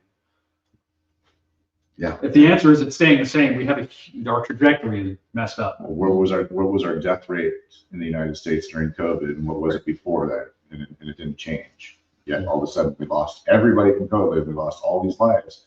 And I'm not saying that there weren't lives lost, but our death rate didn't change. The flu took the year off. Give it a break. Yeah. Everybody gives it a break. Don't be an ass. That's it was eradicated for a year. Right. I mean, things were pretty clean that year also. They were playing. It's like, it's so nice. Things are really clean here. Rubbish. So let's talk about digital ID. And I only bring this up because China, just today I seen a report from them stating that without digital ID, they're cutting off access to food. And And- travel. Sounds fair. Huh? They just changed, the TSA just changed regulations for the United States effective January 20. Yeah, so you have to have the enhanced ID card, otherwise you get charged, I think it's $45 for them to do it on the spot. And it's good for 10 days. Yeah. And if you, so if you don't have a real ID, it's only good for 10 days. And if you go on a trip for 2 weeks because you're going out to see the grandkids or whatever, It'll be another 45. and it'll be another Oh 45. my gosh. And you wow. have to submit to the facial scan. If you don't want to submit to the facial scan, then you have to step aside so that they can have another specially certified person come and verify your identification. Mike and I just got that notification through the airline that we travel a lot. Yeah, but the facial scan is irrelevant because every time you go to Walmart, it's just as good. I concur. However, what they said was TSA will now have to call a person up to verify your identification. You're like, what? Okay. And you're paying- They want to make it harder. They want to make it more Yeah, inconvenient. Yes. But if you don't want to have a digital ID and be required to use that digital ID and they still have a way for you not to do it, it's just not convenient. Well, we can use our passports. Yeah, but if you have one of these, you have a digital ID. Are there any amendments that goes against to force somebody to show that type of identification? I don't think so. Mm. You know, again, you got to think about the time that was written, right? Right. That would have to have been a pretty specific. If you would ask the founding fathers, like, hey, so if am I going to be required to get a digital, face scan in order to fly on an airplane? They'd be like, what? You didn't have Have you got into the wine? to ride your horse and carry back Do you have certain privacy rights? or to go fishing. So the government's really good at circumnavigating privacy rights by hiring a private company to do it, right? So that's one of those things where even if you win in court, you'll never win with that. Well, privacy rights don't exist electronically. So the Supreme Court in Pennsylvania just ruled on that actually and said basically, hey, now that you've signed that you accept these terms with Google, we no longer have to get a warrant for your information. We can just get a warrant and go to Google and say, hey, why don't you guys turn over all the results that meet this criteria? And then they can turn over that information to law enforcement, right? Without the need for a warrant for your specific information because you applied or you accepted the terms, right? And you are no longer entitled to your privacy. And the reason they can do that is because they're dealing with a private company. Google's not necessarily susceptible to the rules of the road the same as the government, right? They're not required. The flock cameras as well. Yep. So, They're here. What's a block camera? High-powered, high-resolution cameras. If you go to Lowe's, when you go into Lowe's, it doesn't matter which driveway you take. If you look, there's a black column with a little solar panel, a little camera on top. Those belong to Flock. It's a private company, right? Stop. And they do AI analytics. They basically track all video footage coming in and leaving the parking lot. And they have a network of cameras. They're really popular in Kansas City. But basically what they're doing is they're gathering all this information privately to this private company because they're allowed to do that doing mass surveillance. And their little AI data analytics will paint a picture of everywhere you go where those cameras are installed. Wow. No license. And how long it took you to get there, so how fast you were going, Point A, point who's B. with you. That is just absolutely crazy. Yeah. And then that where it ends up is you can no longer go in a grocery store. Right? Or And this- anywhere. Well, you're carrying your phone, you said. Yeah, I'm using it for the example of China.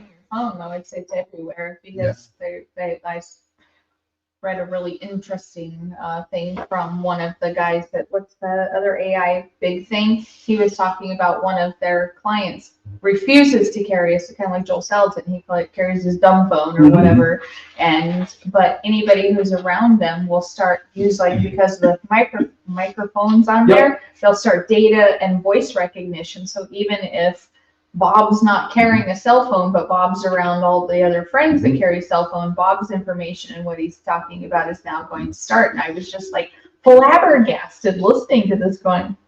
So one of the big privacy, and they'll continue to go around it, right? It's the defense versus the offense. So the defense for a long time for privacy advocates was encryption, right? If I send you a message on, let's say, Signal, it's encrypted. Nobody can intercept it. Well, the problem is they went, oh, well, that's easy to solve.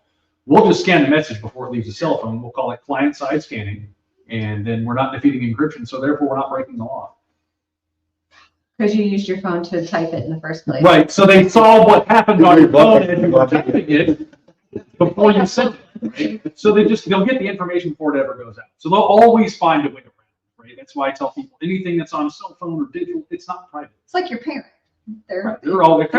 They're just constantly outsmarting you. Helicopter parent governing, I guess. It's interesting that it happens. Right there. Where they go on their little computers and they can track everywhere. Oh, we got him on 5th Street. Now he's turning right here. Now he's turning left there because they got cameras everywhere to be able to watch you. It's like very sci-fi. Your phones know everything. You texted me asking me if I had a Sam's membership. And it wasn't long after that I got an email for a discount for a Sam's membership. And I hadn't been getting. You're welcome. I hadn't been getting. Thanks, B. We talked about a treadmill. We didn't even search for a treadmill. We talked about it. And when we pulled up, it was like Mike was going to check something, and then it was like the Facebook Marketplace is offering you treadmills and ads on Amazon. We're like, we didn't even search it on our phones or our laptops. We were just having a conversation. This isn't new. Crazy. If you read the book, it's called The Power of Habit. He talks about how Target did this decades ago, right? Long story short, father had to go, he went to go check the mail. He gets out a mailer and it's a bunch of baby items, right? And he's too old to be making babies, right? So he's thinking, what in the world's going on? He flips it over. It's his daughter's name on the back of this mailer. His daughter's like 18, 19 years old, still living at home. He takes a magazine, goes straight to Target, and starts yelling at the manager. Why are you sending my child products for newborns and babies? Are you trying to get her pregnant? Just flies off the deep end, angry, right? So the manager says, I have no idea what's happening. I'll get to the bottom of it. I'll contact you. So the manager calls corporate, whoever he calls, and they say, hey, well, our analytics said that by her Target card, we looked at what she was purchasing, and those types of items tend to come up when women are pregnant. So we sent her the baby mailer, right? In the meantime, the father goes home and he's huffing and puffing. He's pissed off about this mailer, and the daughter breaks the news. Hey, Mom, Dad, I'm pregnant. Right? Target knew that his daughter was pregnant by her shopping pattern Before he did. Right? So this has been going on for a long time, but they're getting better at it. They're using technology. It's in your face, right? So this kind of predatory behavior by the stores, the investor class, has been happening for It happened in our world as well, where if the phone rang, you could have programs. We didn't do this, but we knew the plumbing companies that did, that they, as it would pop up on a computer screen, it would show your house, cars you drove, how much money you made, to give you all the analytics of who you are, so that you could target those type of customers that were high-end customers. Right.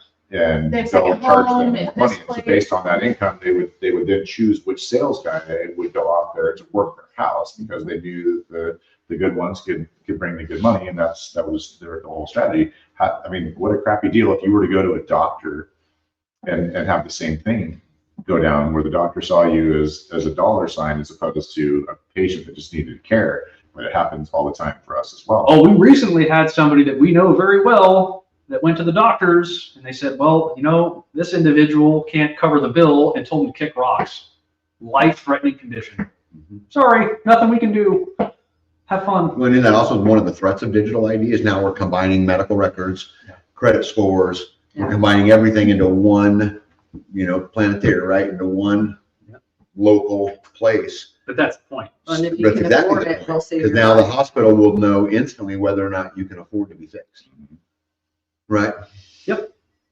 That's absolutely insane. So again, how do you fight it? I mean, you can say, I'll pay the $45, but as in China, you can't go into a grocery store without it.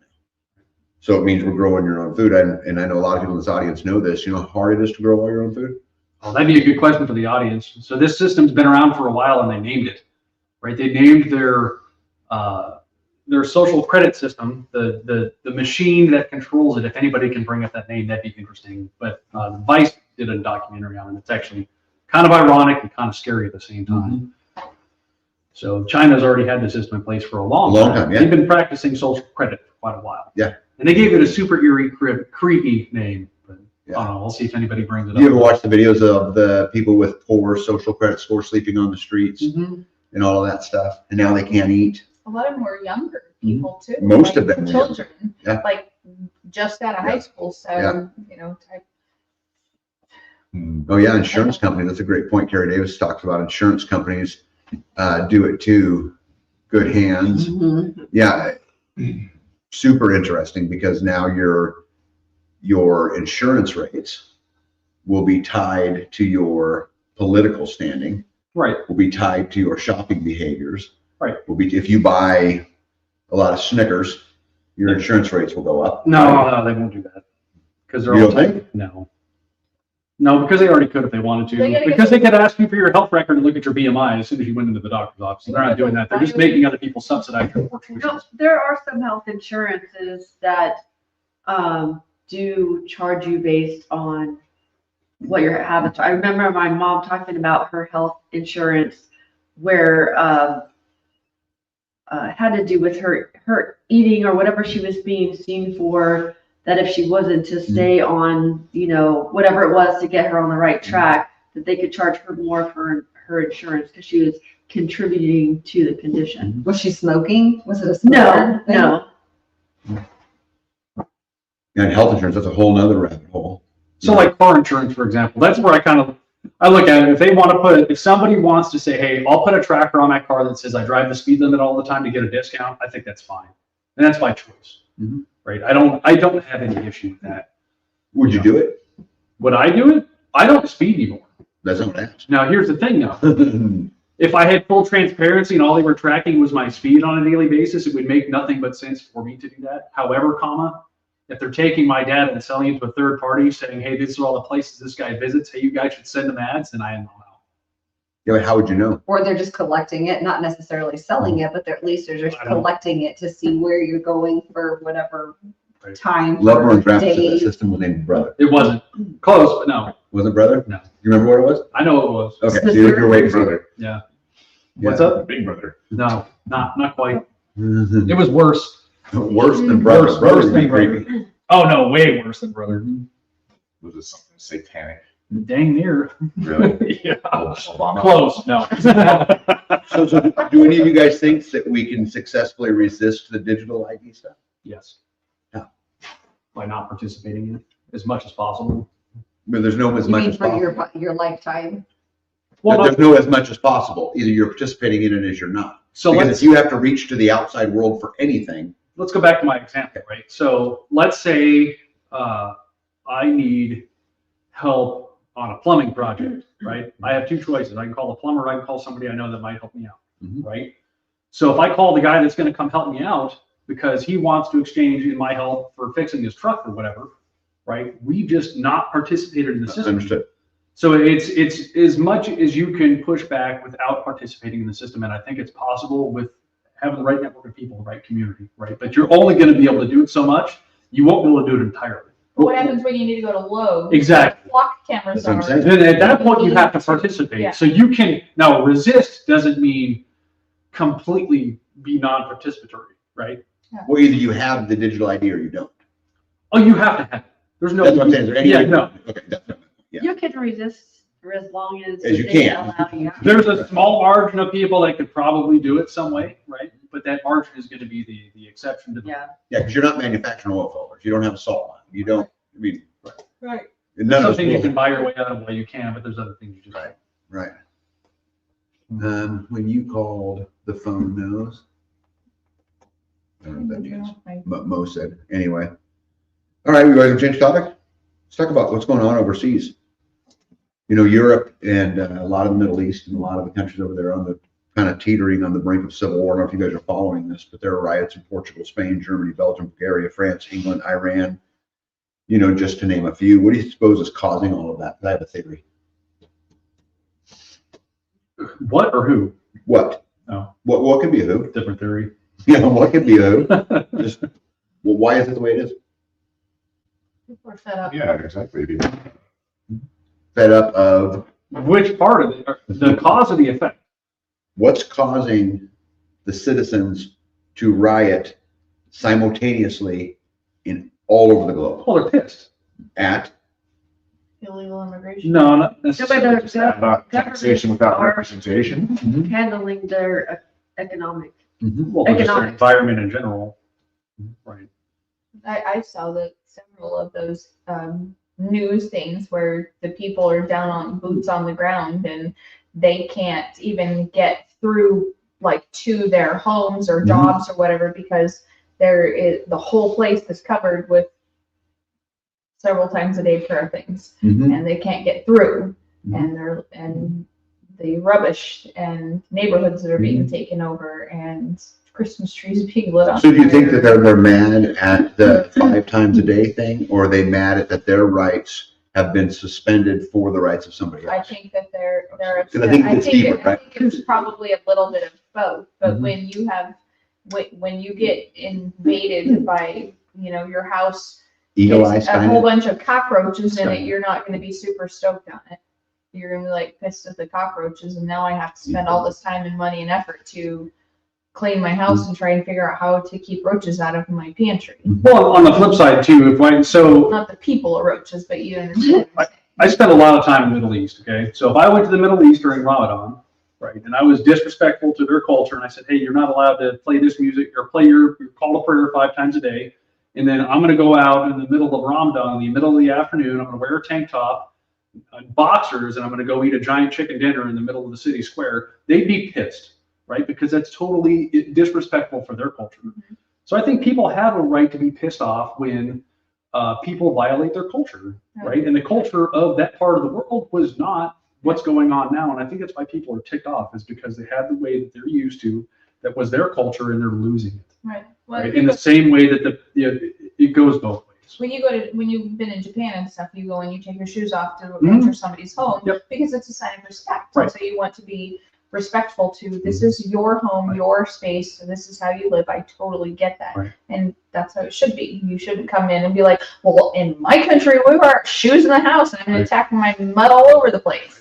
Yeah, but I really think the issue is bigger. I don't necessarily think it's, even though if you ask the average person, they probably couldn't articulate this. Right. But I think it's really anger at their rights being removed for the rights of someone who doesn't live there. I Absolutely. think it really comes down to, and you take your anger out on that, right? You take your anger out on the 5 times a day. But I think people are really mad about it. They're no longer being represented. They're no longer important in their own We place. can in their own personally country. speak Yeah. to that from where we came from. Yeah. Because that happened to us, that happened to our kids. We saw that happen in our school Mhm. where we were paying taxes for ridiculous taxes, and then they changed the whole dynamic Mhm. of our school, the school district. And they had to bring in English as a second language things. And my kids, we saw the drastic decrease in what our children were learning, where they were excited. And as a mom who spent my children's entire elementary school in their school, I was absolutely flabbergasted to go like, now the teachers have to slow down because they had to bring ESL people in to then translate and help these non-English speaking kids learn this. So now my kids are suffering Right. that we are paying taxes on 2 properties for this school district for people who are not paying the taxes for.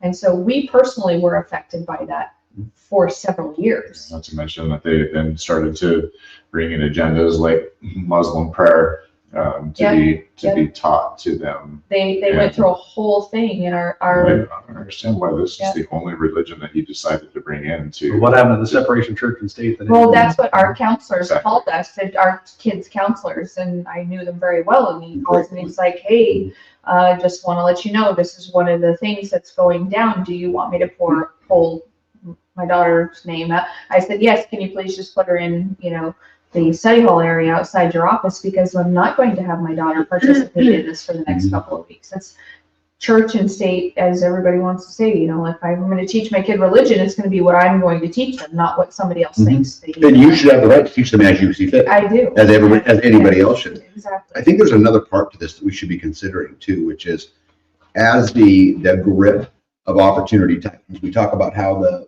price of housing goes up faster than the incomes, right? We talk about the $67 at Burger King. We talk about all of these things. As young men feel less and less hopeful, right? I mean, the average, the average age of a male losing their virginity has gone up 12 years in the last 10 years, right? Their ability to find a spouse, their ability to have kids or have hopes of owning a home, have hopes of that. I think what happens too is that sends them into the streets. Right. And I think this is true whether you're talking about the Muslim religion, the Christian religion, the Hindu religion, whatever. When those young men no longer feel like they can be adequate, Oh, it's worse than that. It just drives me to getting a virtual AI girlfriend. which makes the whole problem worse. And the fact that our society has emasculated men. Mhm. It's no longer It okay destroyed for the a nuclear man to be a family. man. Yeah. That's why I'm wearing an elf suit. My wife. Had to tone down your masculinity. Yeah, you have succeeded in toning down your masculinity. It's not just the elf suit, it's the matching elf This suit. is gender neutral. Hey, remember, Go blind. But it's not just the Muslims. If you look at these countries, it's different cultures, and it's these Yeah. countries' governments that are bringing. allowing for the influx. They're not in there illegally. Yeah. Right, Government, they're being brought. the Yeah. governments are bringing them into the European countries, the Yep. U.S. Yeah, one of the best workers I ever had, Tomas, and we talk about him a lot. And he was again promised a job, put on a plane and flew to Chicago. Mhm. And So so it had nothing for him. and showed up and had nothing for him. That's not his fault. No. He is in that case, he is every much of a He victim. was trafficked. He was traffic, right? Oh my God. Yeah, but does that still So make him does that make him a legal citizen? He was No, brought here No, legally. so if the job is no longer available, then he has the opportunity to return to his Well, country, except to that- his home. except you show up with $50 in your pocket. I mean, that's what I'm saying, and I understand the point. It was a one-way I get it. ticket. That's what I'm saying, that it's every bit of a victim there as it is forcing me to pay. They have a right to be pissed, and I give them that. It's gonna walk. But doesn't, if, well, no, I mean, I think the government's doing it The pretty, government's but right now they're saying, here, we'll give you $1,000 Now, to self-report. And I think there's probably other provisions that they don't talk about that they give you to try and give you some sort of parting gift, if you will, to get on your feet as to where you're going to. But going back to, does it make it legal? Until you are legally processed, legally brought in, then you're not in. And that's the end of the story there. yeah, when you think, But when you want to talk about fair, it's not fair on either side. yeah, but you use the word legally. So legally according to what? According to what our immigration laws are. Okay. And once we stamp the visa or the whatever it is that allows you citizenship, that's when it's. So what you're saying is official. if the deciders agree that it's okay, it's okay. It's not even the deciders, it's Pretty what much. is the law, because we have friends that have done it that Mhm. way. They had to continually show up every couple, it was like 6 or 8 weeks or something, Mhm. to their meeting to say, yes, I'm still here, I'm still doing this, I'm following the rules, Mhm. and they got their citizenship. It was not a cheap process, it was not a free process. Mhm. And it took determination and it took time. How bad do you want it? Because I don't, I They change the rules all the time. Yeah, I agree with everything you guys say except to one point, and then we'll move on, but just to stress to the fact that system is predatory too. I don't disagree. Right, and so it's being, they are Absolutely. just as much, and not in every case, because there's certainly bad assholes out there doing bad things. Absolutely. But what I'm saying is there's a whole bunch of them. Tomas, I talk about him all the time. You know, he's got 2 little boys at home. All he wants to do is provide them a better life. That's it. That's it. And then I got an interesting point. So the dollar that he earns, right, he goes out and has to spend it somewhere here to buy things locally to survive. That dollar came from creating goods and services for somebody somewhere. Now he may not pay whatever it is because he made status is whatever, however, comma. How does that differ from the person that's just living off the government cheese and then spending that money? Right. And then we bitch and moan about taxes. Taxation is theft. Hard to argue both sides of that. Yeah. There were several YouTubers that were going through New York City trying to get in and see what was going on, but they were able to interview several of the immigrants outside of those hotels. They were flown here, buzzed here, given health care, Trafficked. and Traffic. a lot of them are looking for ways to become citizens, but our government brought them here. I mean, it's been all over the news for absolutely. for quite some time. So, But to that point, if the administration previously did that and they said, oh, we're going to go do X, Y, and Z and give you all this stuff, and now they're gone, and now the rest of the people are left footing the bill for that, like, is that fair?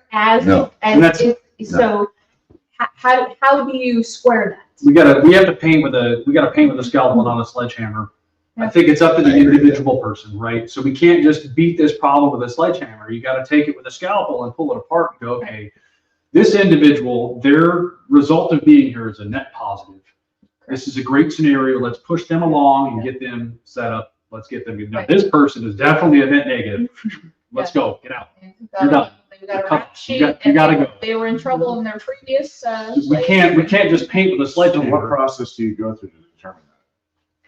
You look at the net positive or net negative of what they're doing. So then if their social credit score then, because that's really what it boils down to. Like, Kind of. yeah. Because even when I was in the military, we had people that served in the military that were not citizens. Okay, so they showed up and they had prerequisites they had to meet, and at some point they had met those prerequisites, and then they could apply for citizenships and have naturalization ceremonies. I can't tell you how many naturalization ceremonies I saw with sailors in uniform, Marines in uniform, soldiers in uniform that were just becoming American citizens because they'd been serving the country already, because they were adding to society. They had a net positive, right? It wasn't a net negative. So again, then when we talk about that social credit score being a bad thing, we're now saying it's a good thing in terms of being able to vet people as to whether or not they are deemed worthy. And then once you get in and you're part of the Good Boys Club, then you have the freedom to then let off, right? I think that's a little bit of a stretch. I mean, I think looking at someone's I'm not saying that I disagree with it. No, I think you're kind of right, actually. This is a very super interesting topic. Right. Yeah, because their social credit, if you gave them a social credit score, and the criteria was your credit score has to be positive in order to become a citizen. But according to whose definition of a problem would all lie? Which nobody will agree on. Right, which nobody will ever agree on. It's an hour and 42 minutes, and I have some really interesting quotes I want to hear your guys' opinion on. Yeah. Oh, yeah. That's a couple. One in particular is a doozy. Oh boy. Vladimir Putin said this week, and I'm going to quote him. He said, "Western elites have been filling their bellies with human flesh, and it's time for the end of an era." What did he mean? Pizzagate? Jeffrey Epstein's Island? I'm here to listen to what you guys think that meant. all you have to do is go down the rabbit hole of YouTube. Yeah. And I think it's a metaphor for they've been cannibalizing their own. and I would say it's not always a metaphor. Yeah. Well, yeah, I mean, I was trying to be less dark things. Like number three. Well, I You know, the more I realize you and me are closer and closer to it. You know that?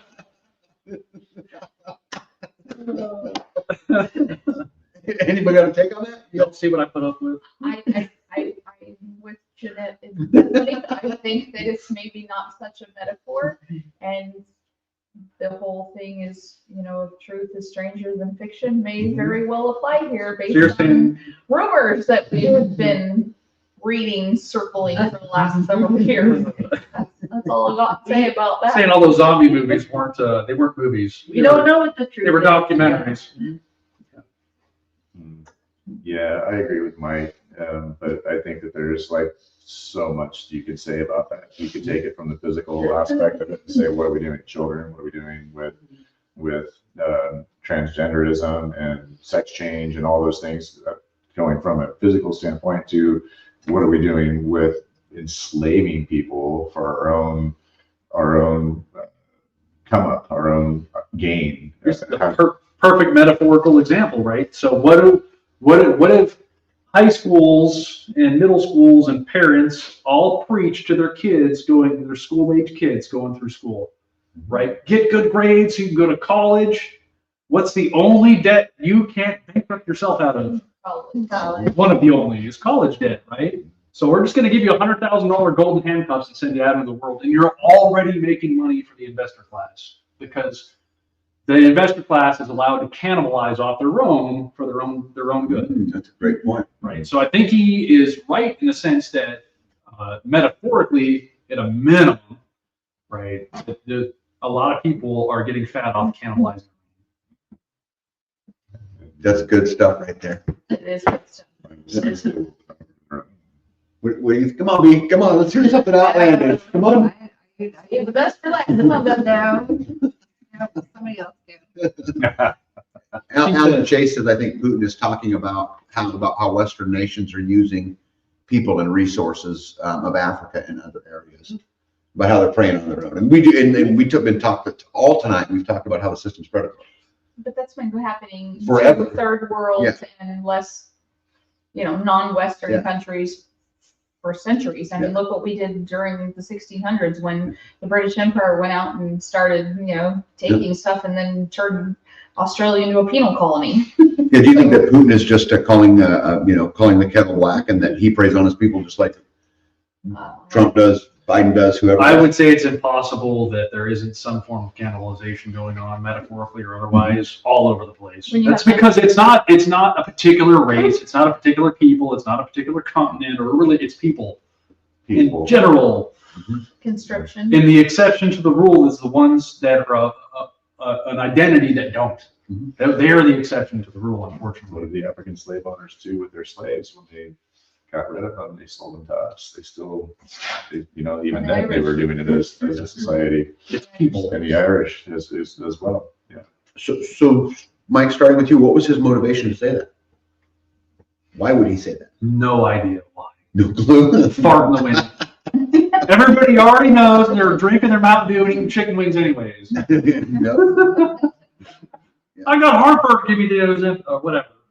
I ate too many, give me Ozempic. Do we have any theories? To separate himself and his government from the West. I think that's a big one. Mm. Get any ideas? Or are you just staying quiet over I'm there? just staying quiet. Messaging. Yeah, you sure? Yep. Pizzagate? Yep. Okay. You guys got any ideas? Yeah, anytime you're putting the spotlight on somebody else, it seems like you're taking it off of yourself. And so, hot kettle. We're all. I think every country leader is guilty of that in some way or another. So it's not a profound statement that we haven't seen through the years, but we can certainly look at what we're dealing with now and see how poetic it is. You got any ideas? All the more, that's all I'm going to say. I think that the one thing that I would add to this is it continues when leaders like that, especially polarizing leaders like Putin, like this, continues to put a divide between the American people and the American government. And, China's worked very, very hard at it. Russia's worked very, very hard at it about trying to separate and keep that divide going. So I think it's self-preservation. I think you're 100% right. We're better. Oh, yeah, that rabbit was deep. Yeah, it's super deep. Look at Qatar's influence on the American education system. That'll blow your mind, right? So I think that those types of things are absolutely real. That what are they? Subterfuge, right? As it were, that's real. That's been around forever. Yeah. Subterfuge. I don't know what that is. Yeah. What are you talking about? Come on, Michael. Now you guys want Here, look, we're doing all of this stuff while I'm over here doing this and stabbing you in the back. you. Okay. All right, so subterfuge, the basic definition is deceit used in order to achieve one's goal. All right. Yeah. But is it really deceit? Because he didn't say in his quote, I don't do it. Right. That's not what he said. Right? He just said the Western elites are doing it, which there would be some truth in it depending on how you interpret it. Right? But yeah, that's a big fat rabbit hole for not many minutes left. Yeah. Yeah, we got 11 minutes. Another quote.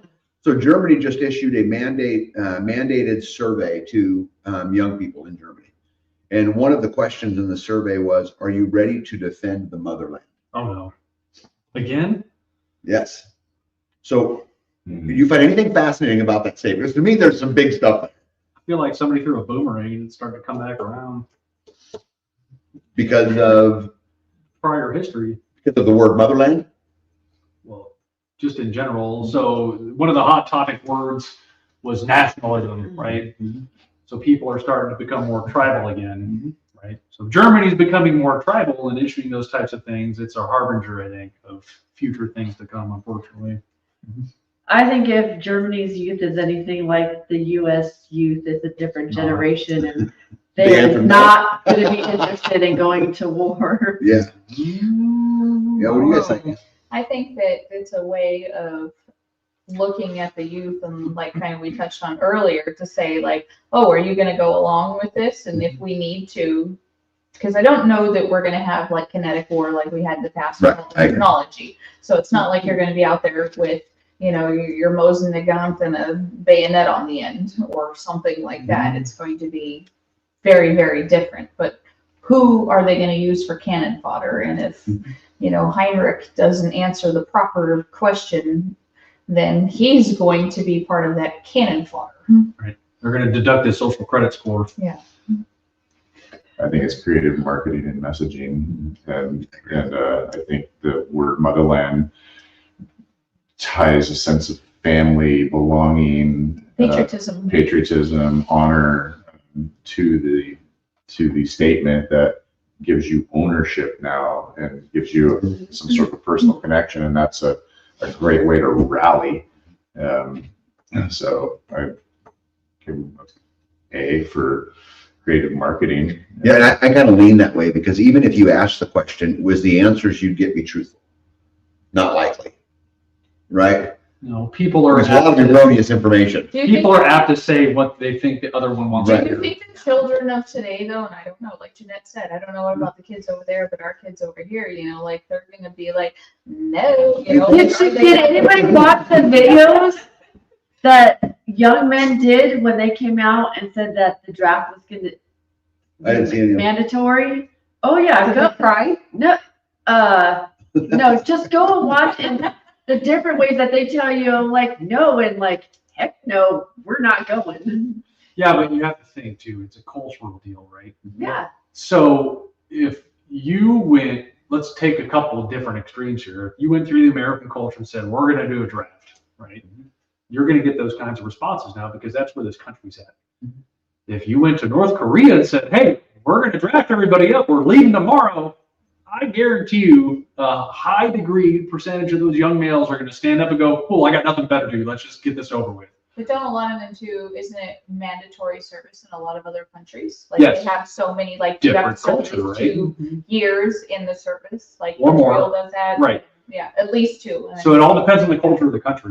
And I'm not fluent enough in German culture to know what's going on. Yeah. right now. It'd be interesting to see what the culture in Germany is right now with the people, the young people and all the generations there right now. Yeah, I think the government was planting a seed of motherland, and I think that was the only important word in that entire thing in an effort to work on building. But I think my follow-up question to all of you guys would be, who are they defending the motherland from? Probably everybody else. Mhm. Anybody. Do they have a specific enemy? Are they worried about Russia, what's going on in Ukraine, or are they worried about becoming London? Becoming London in terms of invasion Of Muslims. Muslims and the whole thing that's going on over there. What's the perceived enemy? It's whoever the machine tells them it is. It doesn't matter. Look at where they're located though. If you look at the map, like who's on this side, who's on this side, who's on the, like, Yeah. That's I guess maybe the not question such a is great what's flip. valuable about Germany that Mhm. people want to be there or take their resources, To make And the also- best progress. right? And also, what are their immigration Technology. policies? Mhm. And I don't think that Russia allows immigration, do they? I mean, their immigration is Neither does pretty Pretty darn tight. pretty darn tight. More strict, Yeah, and so I think that that question doesn't necessarily need to be asked in terms of foreign invasion from those people coming in. And if they're learning anything from all of it, like tighten up your borders, tighten up your borders. Everybody needs to learn that lesson right now. Like stop with this bleeding heart and this mentality that we have to take care of everybody else outside of our borders. Could you imagine the shock in some of those countries though? Like here it's different, right? Because where I grew up around tons of different races, right? It wasn't until I joined the military and went overseas, one of the first countries I went to where this was a real shock was Japan. And I get there and everybody's Japanese except for this guy, right? And I'm looking around, I'm like, well, this is different. I'm used to being in a melting pot my entire life. So having immigrants coming in, it's whatever. It's not that big of a shock to my system. But imagine if you're in Japan, right? And busload after busload and after busload of tall white guys show up. And they start living in your neighborhood and taking things over. Like, it's happened with the Navy, specifically in Okinawa, where they've taken over entire neighborhoods. You got a bunch of drunk sailors rolling around. The people that live there are pissed, right? So it's different depending on where you're coming from, your cultural perspective. Because from here, I would imagine we're a little bit more of a melting pot than places like that, where they're thinking, that their cultural stance means more to them because it's more real to them based upon who lives there than it does here because we're such a melting pot compared to the rest of the world. Typically, I think too, though, that statement needs probably changed, because when everybody likes to say, well, all these people came in and made this melting pot, and the difference is when people came here, the Europeans came, we were settling the thing, we weren't invading.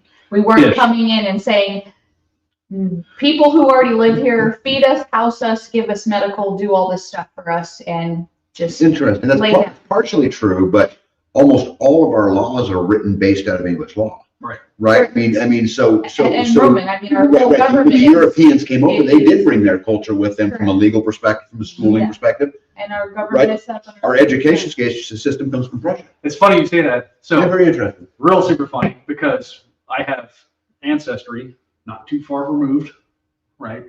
That their generation showed up here because their parents' generation was escaping the Mexican Revolution, right?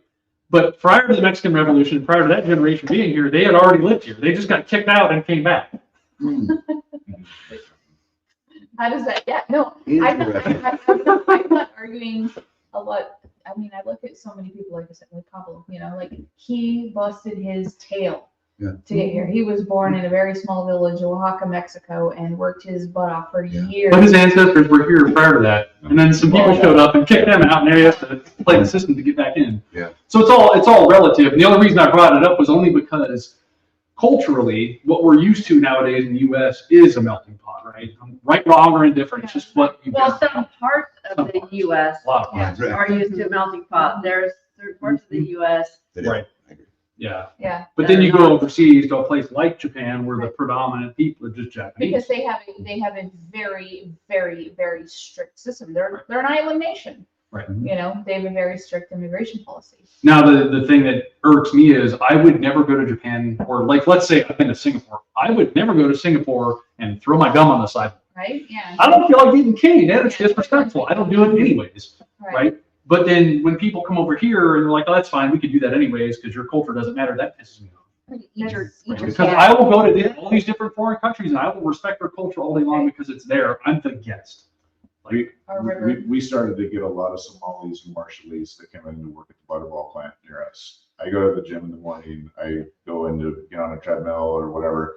These guys will come in and they're very, very rude, very entitled. They'll get hold of the radio, crank it up as loud as they can, yell at each other across the gym, and be just completely obnoxious. disruptive. Yeah. You do what you can to, because they don't speak English, you do what you can to try and like, hey, this isn't how we act. So like start acting normal, or you're just gonna get the cold shoulder and probably the shit beat out of you, excuse my French, from the people that are gonna get tired of dealing with your stuff, and off you go.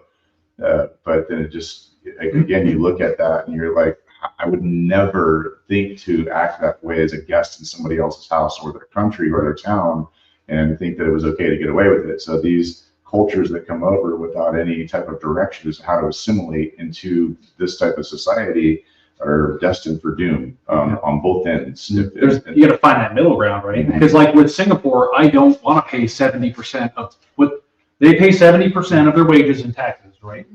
But that 70% then turns around and gives them a house, whatever. You know, when they join the military, they find a job that follows them into their civilian career because it's mandatory military service. I don't like the fact that like some of the things that Singapore does pisses me off. I wouldn't play well over there. Right. However, when somebody goes and tags a bunch of cars, spray paints a bunch of cars, right, and they get caned, I'm like, fine.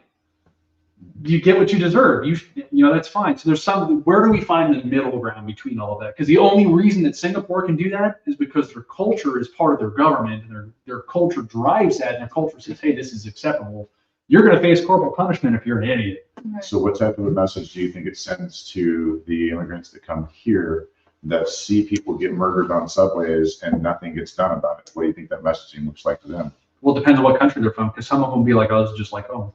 But the point of it is that we're making the statement as a whole to say you can get away with it. It's okay. Do what you want, because if our government won't handle it, then where are the vigilantes in our system that will go up and handle it on their own to take care of what the government won't do? Well, they won't, because then the government will turn around and prosecute the vigilantes. Exactly. Yeah. Exactly. I think So- you're right though, because that's just like home, and we experienced that on when we hired a painting company, and we're like, yeah, this is the guy, and he's, we met him and we went through all this stuff, and then the next day it shows up people that do not speak English, and they were throwing their trash everywhere, all over in our hay fields, throwing glass bottles and garbage and cigarette butts and leaving food, and just like absolutely disgusting. And down at the river, it was like they would go down there to the rivers and leave their broken lawn chairs and dirty diapers and all this stuff, and they don't even care. They don't like, hey, pick your garbage up. Right. And they look at you and, give you and they don't,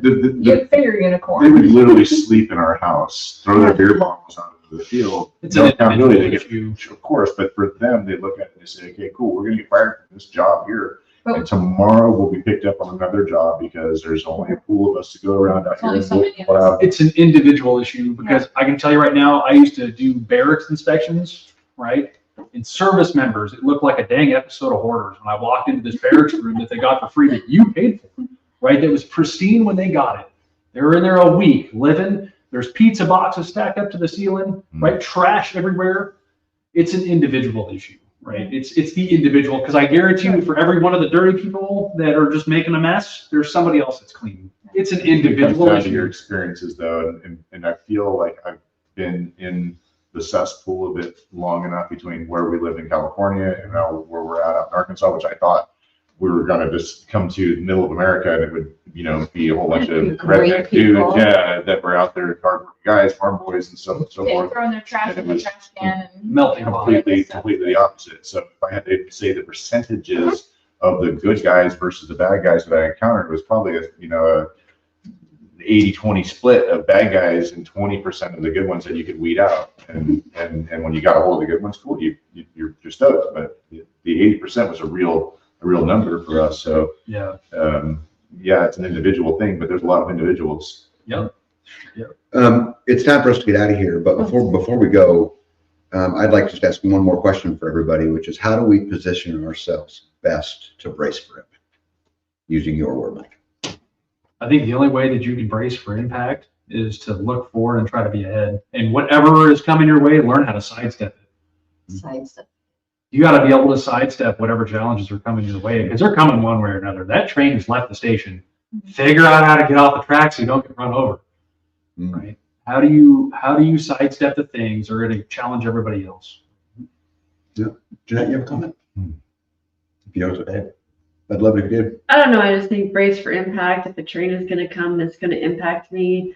Like, Right. There's only so much you can do. I just want to have fun and enjoy my life and Yeah. do what I can do because Said it's sidestep depressing with some rhythm. to think about the rest of it. You know, bracing for impact. If you're giving me a life sentence or tell me I'm only going to live for 6 months, well, I guess I'm just going to make the most out of what I got. Pete? Yeah. Yeah. And surround yourself with people you like. Yeah. Yep. People who are graceful. That way you Yeah. can, when you're struggling, they can help you. Back and Jen? forth. People that will laugh at you when you need them to laugh at you and help you. I agree. Even with all the craziness, you have to focus on happiness and levity. You can be angry at all the other stuff, people, everything, because the people are people are people. Do the best you can with what you got. Levity helped me And- float through the good, through the Levity bad is an times. amazing thing. Hello, have you seen my outfit? I'm wearing 12 layers of clothes. I got snow pants on underneath. You're not cold, are you? No, I'm actually really hot. Mike, how do we brace for impact? Get yourself $14, head to Walmart on their Christmas clearance sale and buy Get it? two outfits so your buddy can have fun with you as well. I side with my wife on that one. Find a way to have fun with life because it's just going to happen. You know, what life is 10% of what happens to us and 90% of how we deal with it. And that how we deal with it comes down from a mental outlook and counting your blessings and so forth. So stay busy. Do the things that you need to do to be prepared, diversified in every way. Don't sell your assets. Mo. Here's looking at you, Mom. Call me next time you want to sell some silver. And yeah, have fun. I read something that really made a lot of sense, which was do something that makes you come alive. And so if you can come alive in community and in supporting others, lift them up, getting there and have fun doing it, and that's the best way I think you can insulate and prepare for impact. Yeah, I think have fun is a big one. I would add build community. I would add start growing your own food. I think both of those are really, really good. Right, control some of the controllable, right? Ultimately, in the end. But guys, it's time for us to get out of here. But I'm going to tell you something. I appreciate you guys listening and being part of it. You know, we're learning too, and we're trying to discover too. And nothing is easy. Discernment is one of the hardest things in the world today. And so I appreciate it. Thank you guys for coming in. And we will do the Festivus tomorrow. I'll get a video out to you guys, and I'll see you in a week. Good night, everybody.